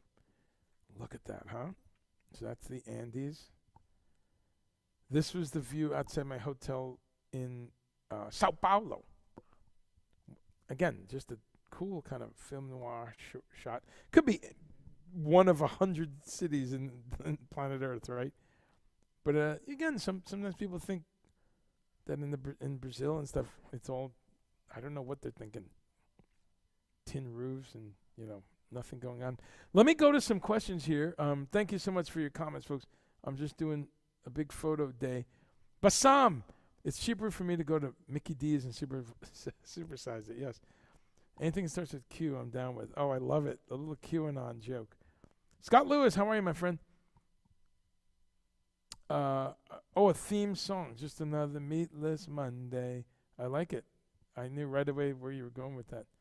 Delicious food. It's fun day. Is that the Bangles? Written by Prince, I believe. Yet another breakfast. This was in Sao Paulo. And I remember this day because I was sitting in the breakfast room. CNN was on, CNN Brazil. It was the day of the election, which you remember was Lula versus Bolsonaro. And it was tied. Remember that? It was tied. They had to have a runoff. Fortunately, Lula won. And yes, I'm commenting on politics of another country. Bolsonaro is a maniac, a sociopath, a racist, an anti-gay psycho. He's literally a psycho. There's really no room to wiggle around that. But much like us, they had a 50-50 election. They had 50% people who supported a sociopath, racist maniac who thinks we should cut the rainforest down.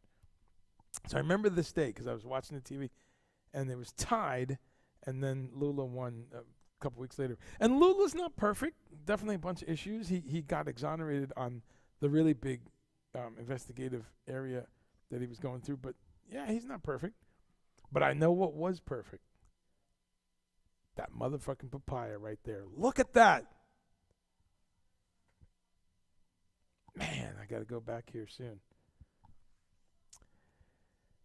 After an entree of fruit, I hung out for a minute, watching the news, enjoying this badass coffee, and then went savory. They had these delicious sweet potatoes. Those are a sweet type of potato. Cherry tomatoes. I like a little vegetable in the morning, just a savory thing. Another view out my window. Didn't make it onto the courts, but I love playing tennis. Backstage at the gig, this is what they had. They had, Cokes and some other, sodas and things, but they had all these juices. Wow. Brazilian company that does 100%, well, just about every juice is 100% vegan, but 100% plant-based, fresh juices. And I read it on the back. These are recycled plastic containers, and of course they are to be recycled. That's a whole other area. Some places do that better than others. But the contents were incredible. Just acai and oranges and spirulina and all kinds of good stuff. So again, it's not just happening here, this explosion. This was a really incredible meal. This was like a Middle Eastern kind of fusion thing. I had like a hummus bowl with roasted cauliflower, roasted okras. I see onions, cherry tomatoes, roasted garlic. Man, that was good. That was tasty. I remember that. Notice everything I'm showing you too is a little bit different. This was one with some kind of seitan, kind of unchicken nuggets. I hate when they call stuff chicken or beef or pork. I really do. I have a problem with that. Words mean something. Words that have a meaning already. Make up a second word, you know. So I'm okay when they spell it funny, like CHIK''N. That works a bit for me. Or there's another company that's got B''EF, so you say biff. It's really stupid. Just call it seitan. Call it marinated mushrooms. Call it, but make some indication that it's not the actual dead flesh. Sometimes it'll say chicken style seitan shish kebabs or something like that. So then it's being very clear. But I just don't like it when they just go ahead and call it duck and it's not duck. What the hell is that? Anyway, putting aside the soapbox for 12 seconds, I'll say this was some sort of vegan cheese and some sort of little cutlets. Maybe they were falafel. I can't remember. But that was really good. And this was, I think this is all the same day. This was, oh man, that sandwich was so badass. A gluten-free bread, thick, delicious, chewy bread that was grilled, and a mushroom, kind of a, what's the word? Like a mushroom Reuben kind of a thing almost, with some vegan cashew-based cheese. All of these things are made in these countries now. They're doing their own vegan cheeses. They're doing all these alternatives to flesh. They're doing gluten-free food. Absolutely incredible. Breakfast the next day, more amazing fruit and a nice green juice. I think that was pressed, like spinach and celery and stuff, and apple. I always do a screenshot of where I am. That was Santiago. And you could see straight below Santiago the tip of Antarctica. That's pretty far south, folks.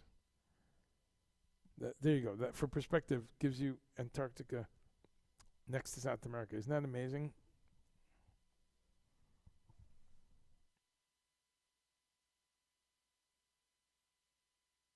This is a place in Uruguay.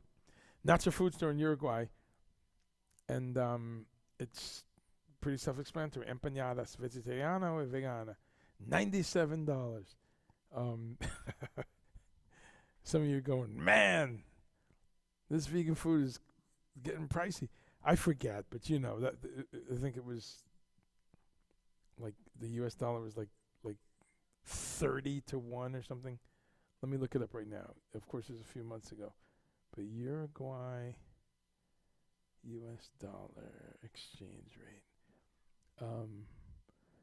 0.025.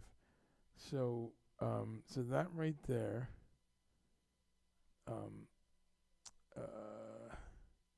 Let's say 97 times 0.025. That was $2.43, folks, for one empanada. That's the thing. I mean, you ain't getting an empanada anywhere under $5 or $7, right? In New York or some fancy, overpriced Brooklyn bullshit. Yeah, I really have it out for Brooklyn. Sorry. But that one, you can see espinaca, the spinach, this criolla de seitan. There's another one that's aceituna y queso, which is olives and cheese. And so some of them are vegetarian with cheese and dairy. Some are vegan, as they very clearly said. But $2.42 each. Folks, if you're looking to leave the USA, definitely look into Uruguay. It's one of the places always on my list. Amazing place. All the way south, just about in South America. This is a few snapshots of this natural food store. Look at that. I'm just to the right of the pastry case, as you can see. But there's all these local crackers and biscuits. In the background, you have a fridge filled with vegan hummuses and eggplant dips and pâtés and olive dips. tomato tapenades, all these kind of wonderful things for sandwiches, hors d'oeuvres. Anything you'd see in a natural foods restaurant up here. The fascinating thing in this store, every single thing was from Uruguay, Argentina, Chile, and Peru. Here's another example. These are semillas, which just means seeds, like a seed cake. So it's sunflower seeds, pumpkin seeds and things like that. And these little cake type things are very much a staple in Argentina and Uruguay. These little sweet cakes, and you can get them with all kinds of crappy ingredients, but of course you can make them out of good natural ingredients. So that's just an example of that. Some sweet treats. Here's the wall of kind of, what was this? Yeah, just herbs, spices, bulk items, a whole range of olive oils and vinegars. One thing if you're trying to do a little bit more of a plant-based diet, is to look around and embrace the things that are always vegan. Vinegar, olive oil, those are vegan foods, right? You don't usually hear people say that or think about that, but a bottle of pickles, applesauce, that's vegan food. Once you start thinking about it, you start realizing, oh, wow, okay, actually most food is vegan food, actually, on the numbers, just on sheer volume on planet Earth of plant matter. That's not the preponderant volume of what people are eating, but what the megatonnage of things made from plants is enormous on planet Earth. And actually, there's a whole discussion here for another time, but you get into the total mass of what people are eating, and it ends up being pretty easy to just remove that little bit of flesh food. That's part of it. So that said, I think one of the first little exercises you can do if you're trying to eat more plant-based is give yourself credit. Kind of look around and say, "Oh, I had 2 pizzas today and a peanut butter and jelly sandwich. Wow, that's vegan." Although you might not have labeled it like that before. Anyway, some things there. So this was these little empanadas that I got that you just saw in the glass case. They were amazing. Actually, you know what? They needed some salt. They needed some hot sauce. They were very kind of salt-free, but they were great. I had a spinach one and this one with all these vegetables in there. Amazing. Hello, Sharon Rudolph. How are you? Yes, it does look delicious. That is really great. Bassam, you're saying I froze. Am I back on? Is it everything normal? Video and audio? Oh, look at that. That is so whole grain in a nice paper wrap. So artisan. Man, that's good food right there. You could tell someone made that dough today. This one with spinach, onions, stuff like that. Stupendous. Walking up the street, here's another place. This is in Montevideo, la ciudad central de Uruguay. The capital, la ciudad capital city. And quite normative seeing the words vegan, vegetarian everywhere we went. I think what you have in these countries is a little bit more of a shared space, because you can look at this, and this place has Mediterranean. I'm not sure what ternera means. I can look that up, but obviously it says they've got vegetarian and vegan and chicken, right? And cerdo, whatever cerdo means. I'll look that up. My Spanish gets really good when I'm there, but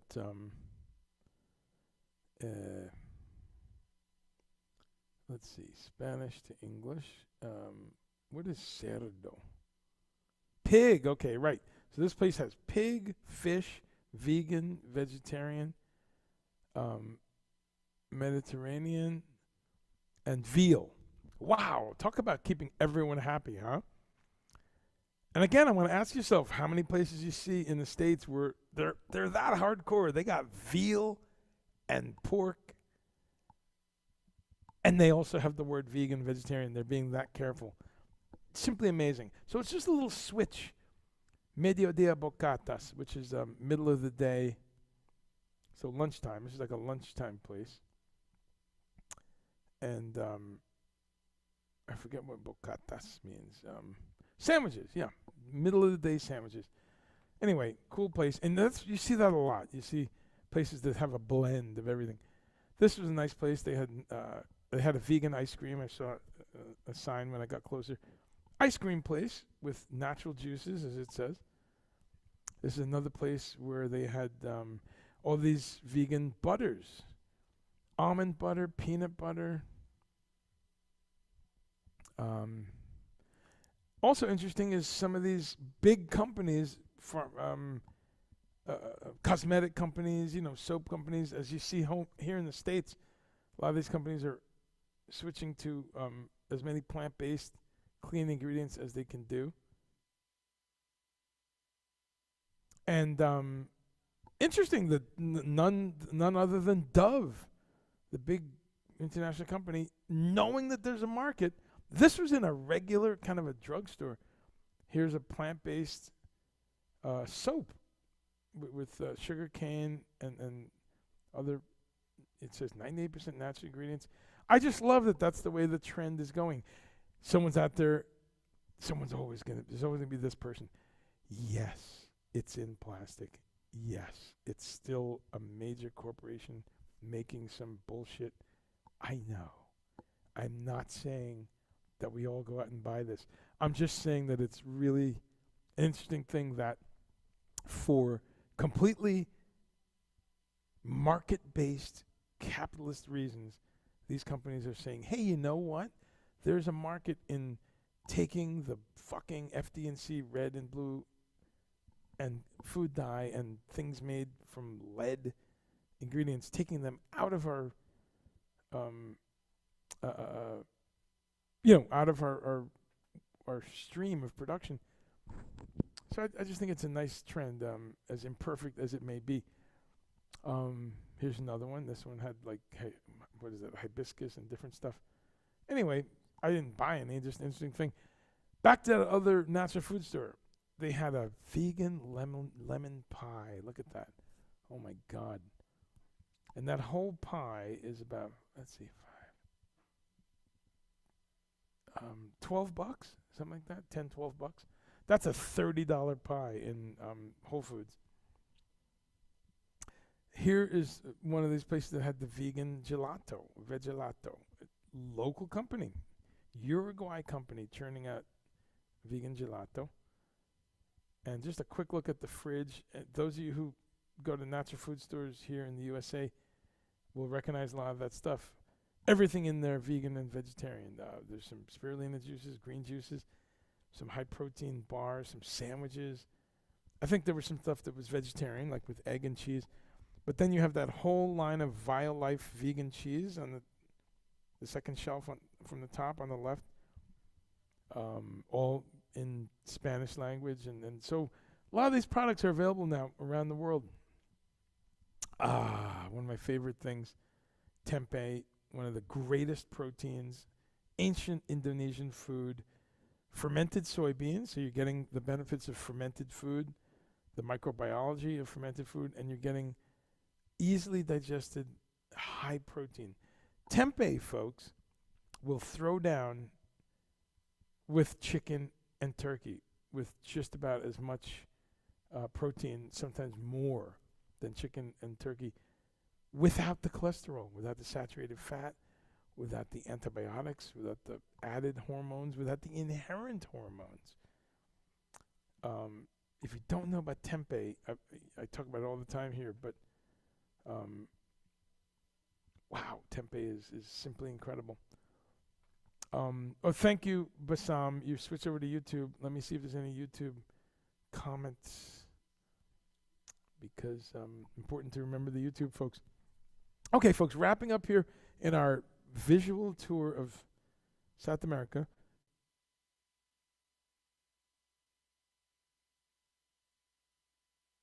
trying to see if I can look at YouTube comments on my phone. Oh, there it is. Live chat. Okay, cool. No one on there, which is fine. Cool. Bassam, just as a test, if you would comment on YouTube, that would help me technically. So this is, what do they have there? Man, just all these delicious. I was traveling, so I couldn't buy everything in the place. But you got entrees, you got some, ready to go stuff. I bought that Roquefort cheese in the top in that foil. Now, Roquefort cheese is inherently moldy. It was a little extra moldy, and I ate it, but it was a little intense. That's one area that's been amazing. They've developed these cheeses of cashew milk, almond milk, walnut milk, stuff like that. And Slim, I see you on YouTube. Cool. So everything works. Thank you, sir.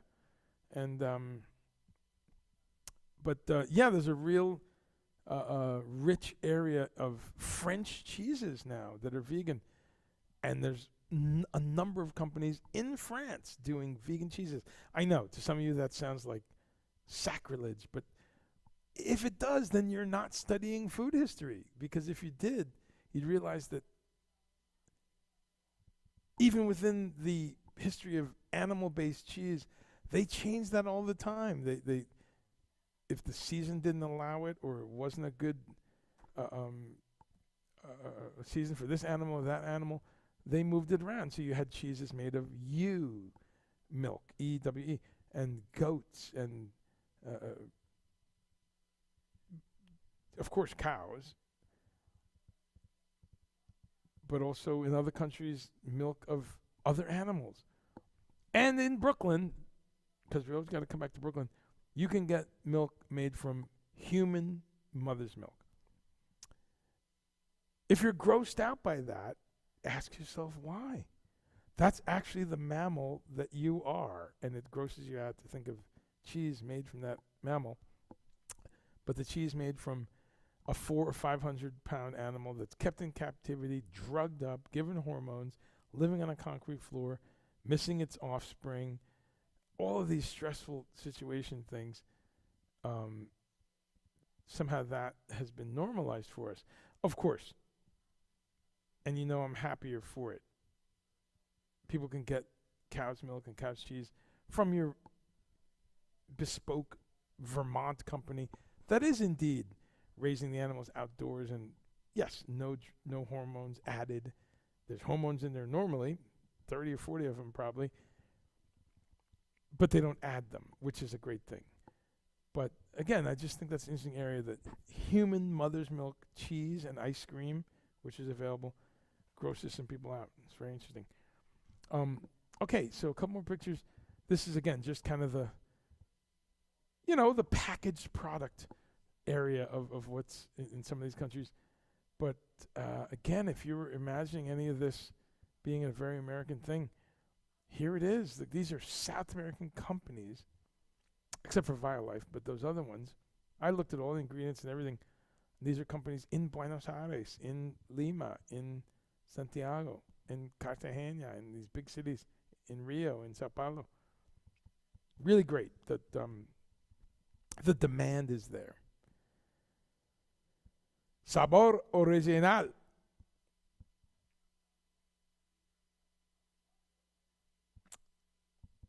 Feta cheese, mozzarella. What are these? These were some. These are these rice bowls. That was kind of wasteful, I thought. Like, just cook some rice. But if you're in a hurry, I get it. It's cool. A couple choices on burgers. Milanesa. Different types of burgers and things. This was the cheese I got, right, which was a Roquefort type cheese, very moldy. There's the ingredients, cool.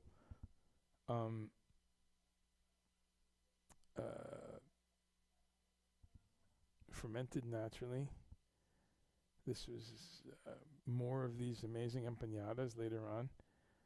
Seeds and dried fruit, vegan without lactose. This is just a cool little energy bar. I hope I took a picture. There you go. So it's, really nice little energy bar. You can see everything that it's made of. The sesame seeds, sunflower seeds. Really good. Raymond Helford says, what about sensimilla? Yeah, what about those seeds? You're very good, my friend.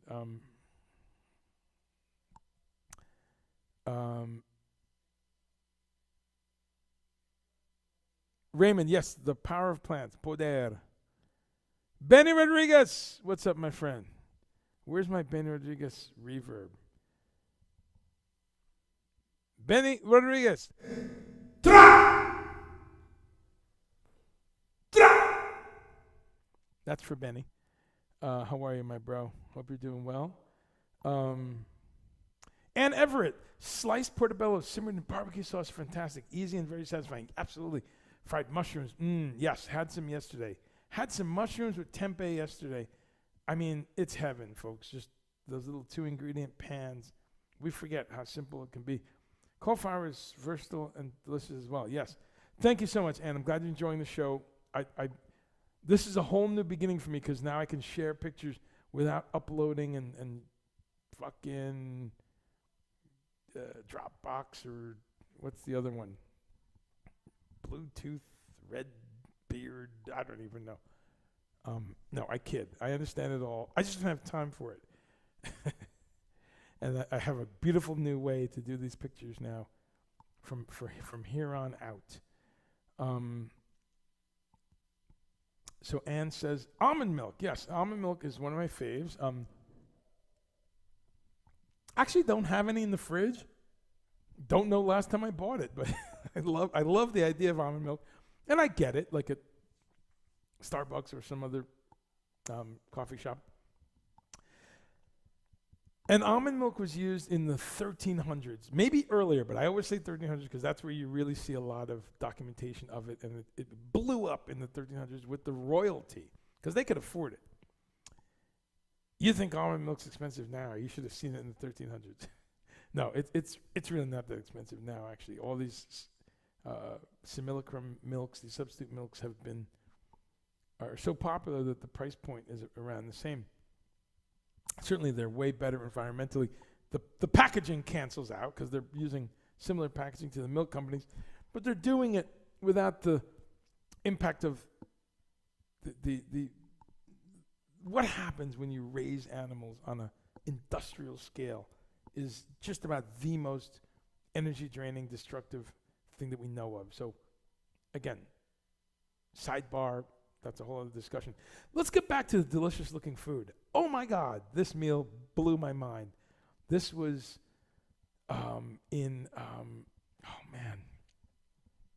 was this Peru? So the chef was either vegetarian or pescatarian or something.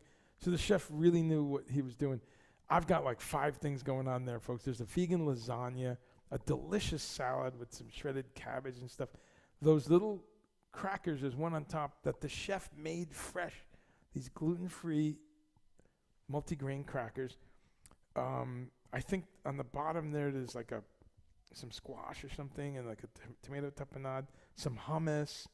There's like some marinated red peppers there. And then like a potato casserole, I want to call it, like in the foreground that looks like potatoes on its side.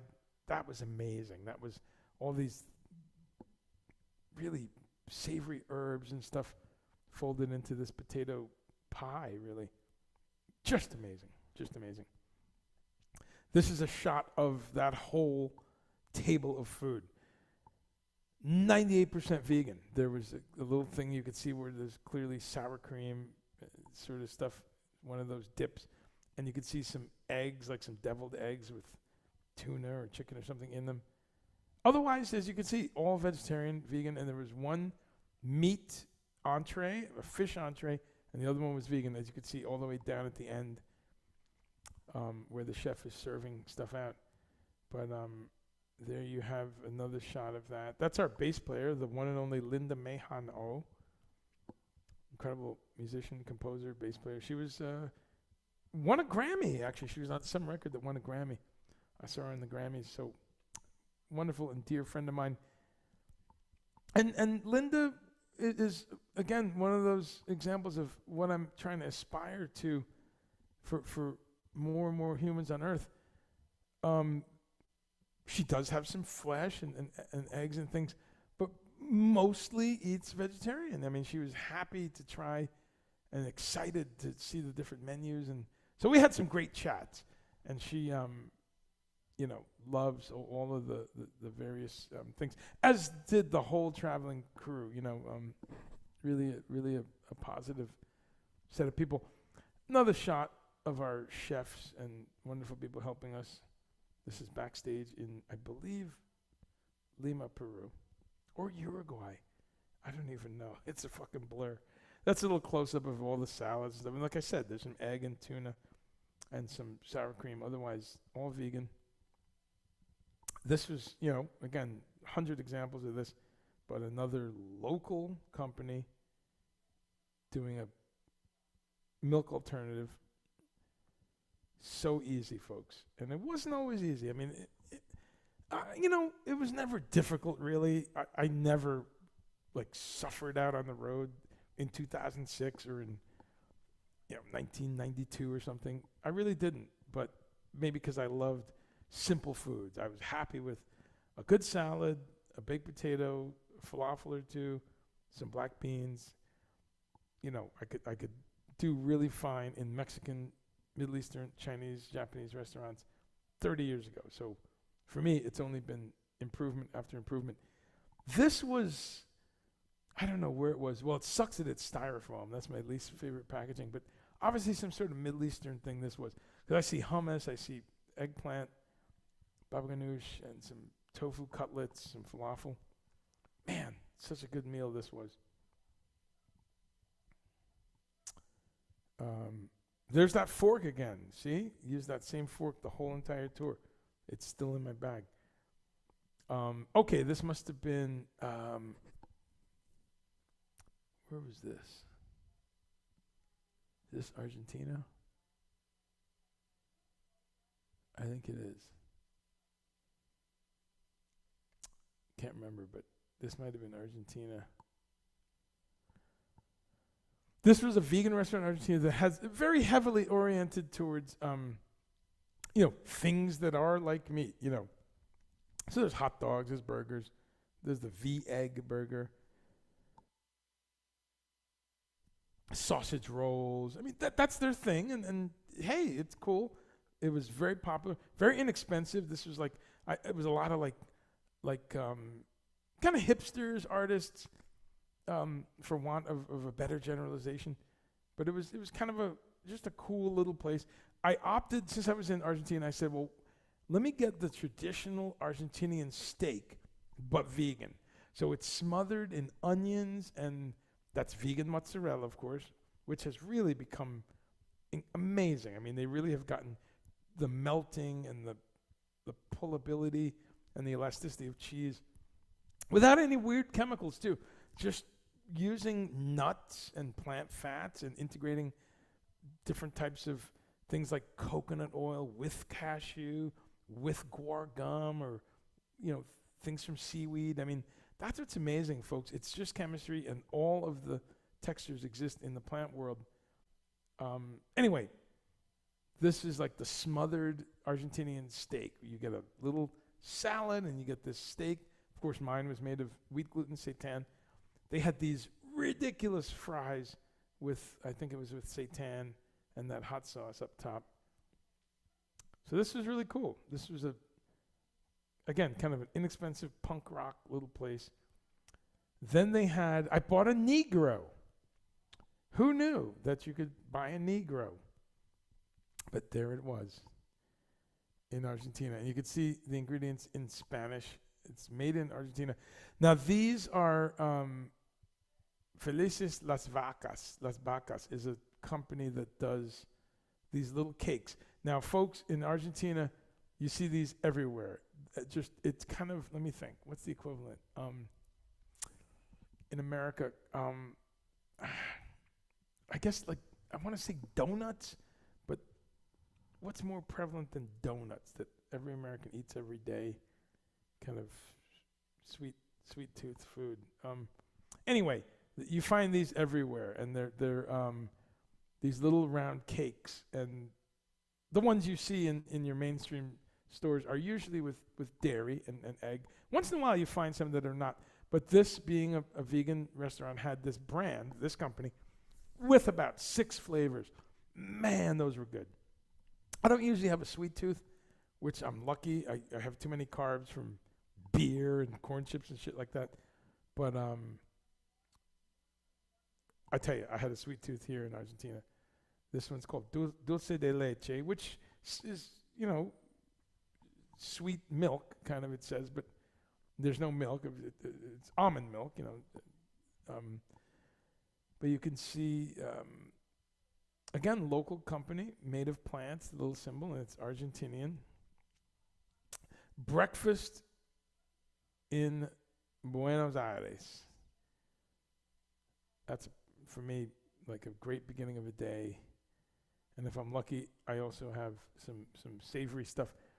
This must have been lunchtime. Again, look at that. Amazing green food, green salad. Oh, and they had vegan pizza at this place. This was, this is Argentina. Again, strong, incredible Italian culture. So there's a lot of Italian food. Vegan pizza. Look at that, with some fresh arugula, some roasted eggplant, roasted sweet potato. Delicious. Up top, there's a sandwich that was mushrooms, baked tofu, and arugula on a whole grain bread. Because again, there's a couple of vegetarians and vegans in our travel party. Nice salad, can't go wrong. Some hummus, some avocado, some fresh carrots and stuff. This was great. The vegan pizza that I'm enjoying there, mushrooms. Catching up on comments. David Miranda, what's up, my friend? And Benny, you got to hang with Percy Jones. Very nice, very nice. That's my boy. Sipping some tea and dealing with some people. That's a nice high-protein bowl right there, folks. 4 types of protein at least, 4 or 5. Spectacular. That's some perfect little lunch right there. Lentils and tofu and hummus. I went back to this vegan restaurant a second time because it was so damn good. This time I had their, it's like tofu and fries together. Is that what that is in the foreground? I forget. But that was awesome. And then I got their veggie burger, which is made of, just beans and olives and garlic and potatoes and stuff like that. Nice little patties, actually. You can just call them veggie patties. But again, the word burger to me does not mean meat. The word beef means meat. The word chicken, the word veal. But when you say burger, humans have made burgers out of all kinds of stuff through the years. And the hippies in the 60s and 70s were making the original kind of commercially popular veggie burgers out of black beans and various things. So this was that style at this place.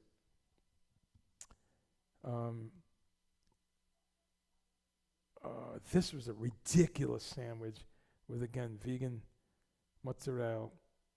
This is a popular place in Buenos Aires, Argentina. I ate on the street, and that was really enjoyable. Another snapshot of all the stuff, or some of it, that we drag around.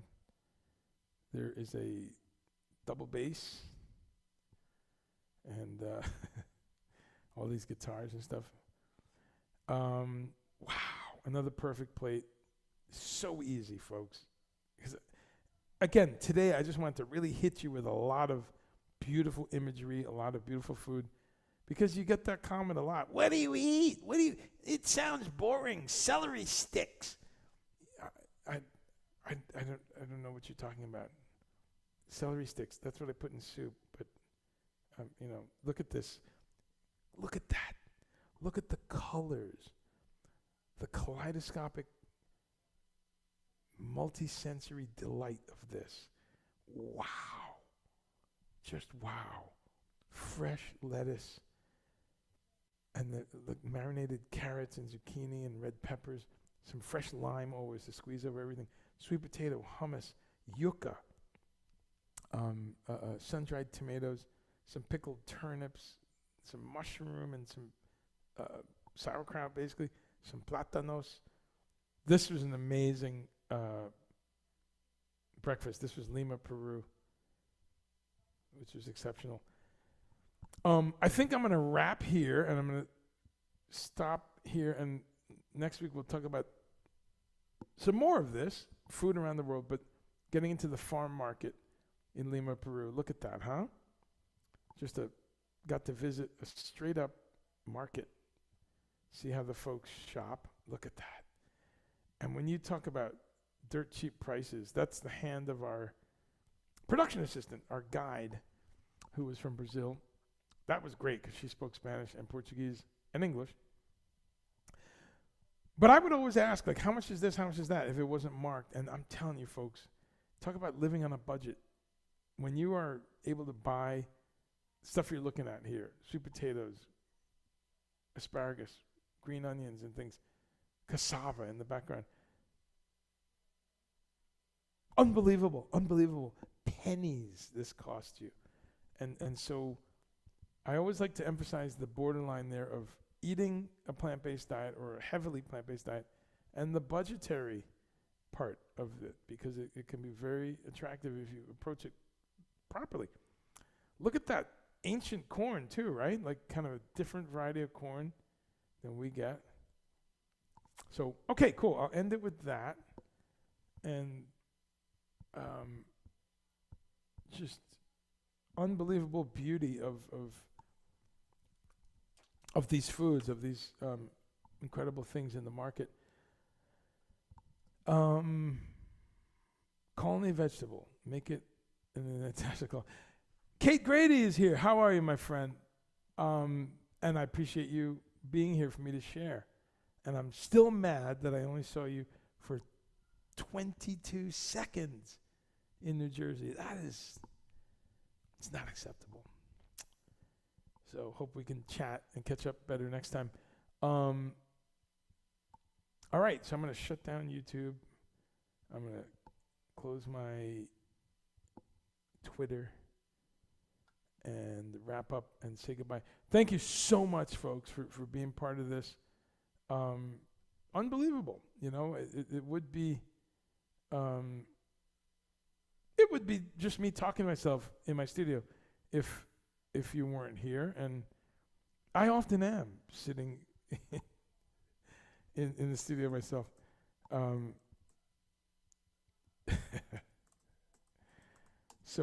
But no, it's a lot of fun, and I'm really happy that I figured out a way to just show pictures right off my iPad.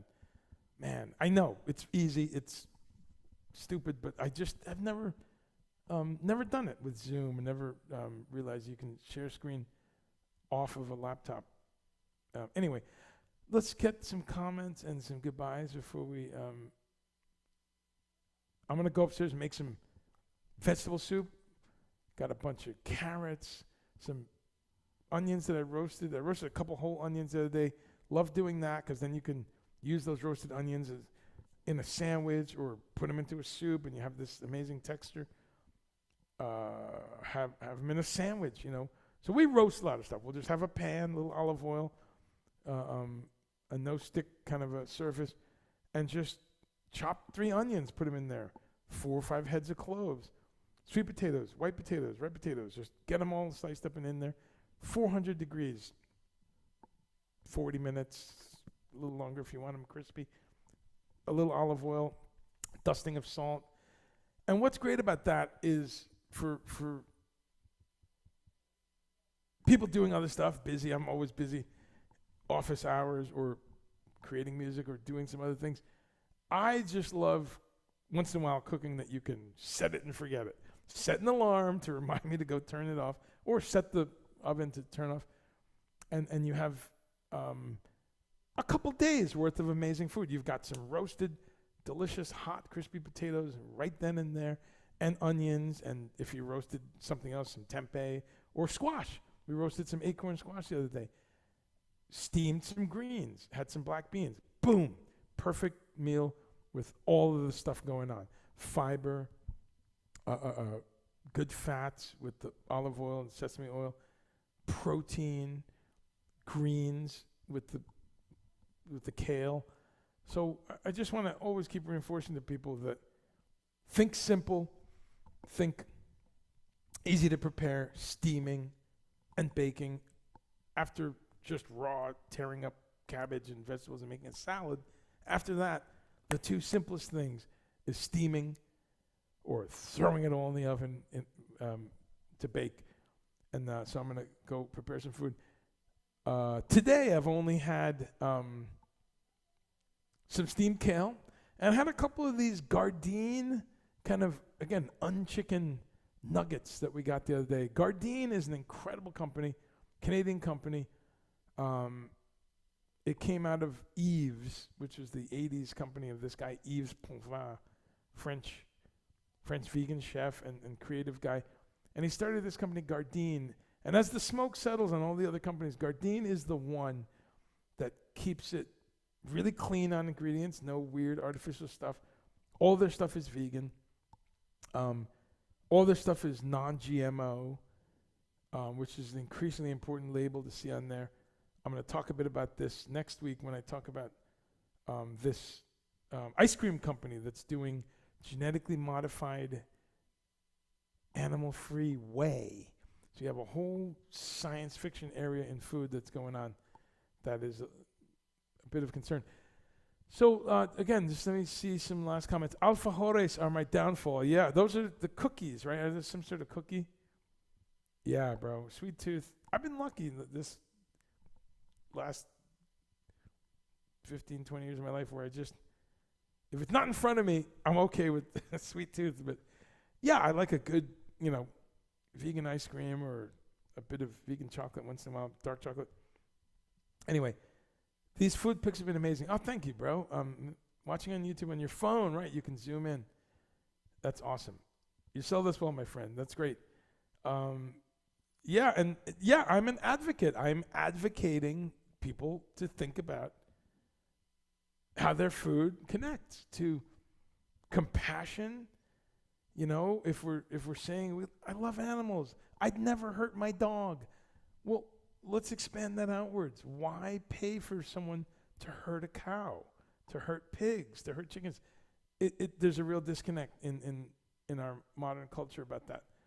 This is a question humans have asked for millennia. I was talking about the ancient Buddhists before. If you look at the words of the ancient Greeks, Aristotle, Socrates,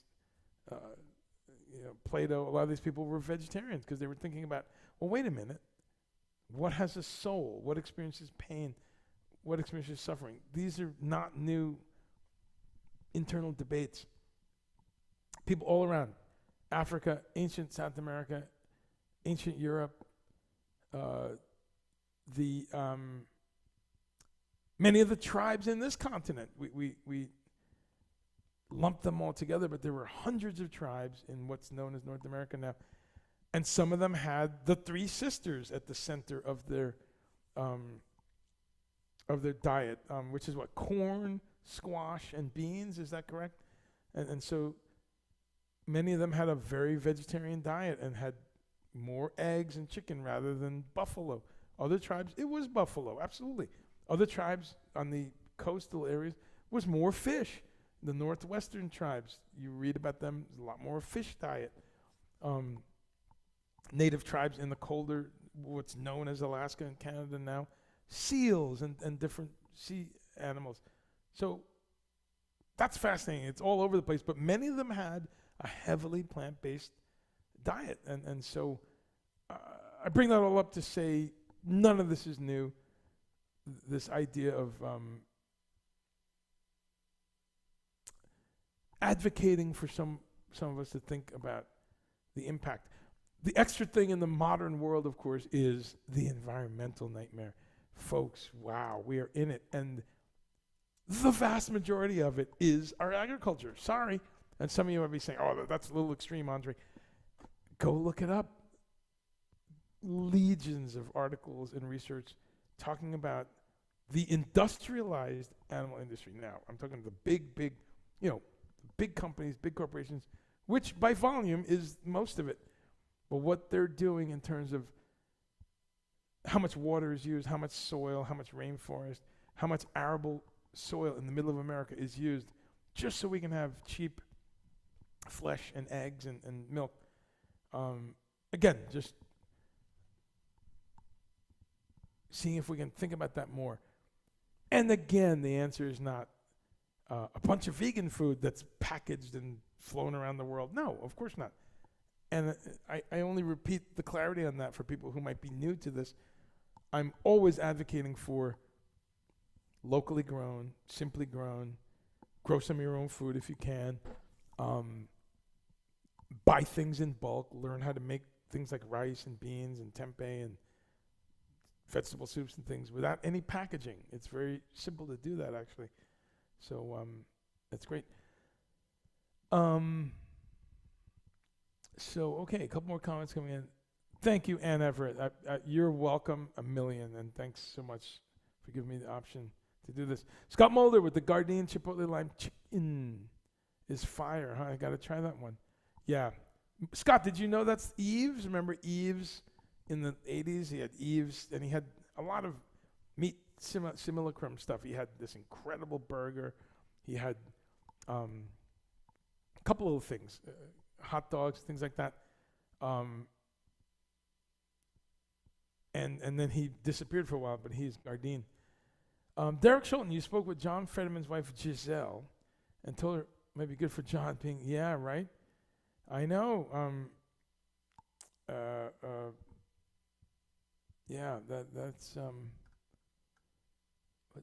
okay.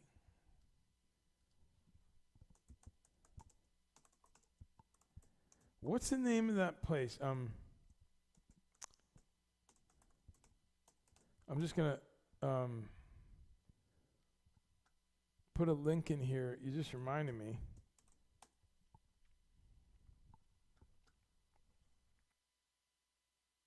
You just reminded me, Derek.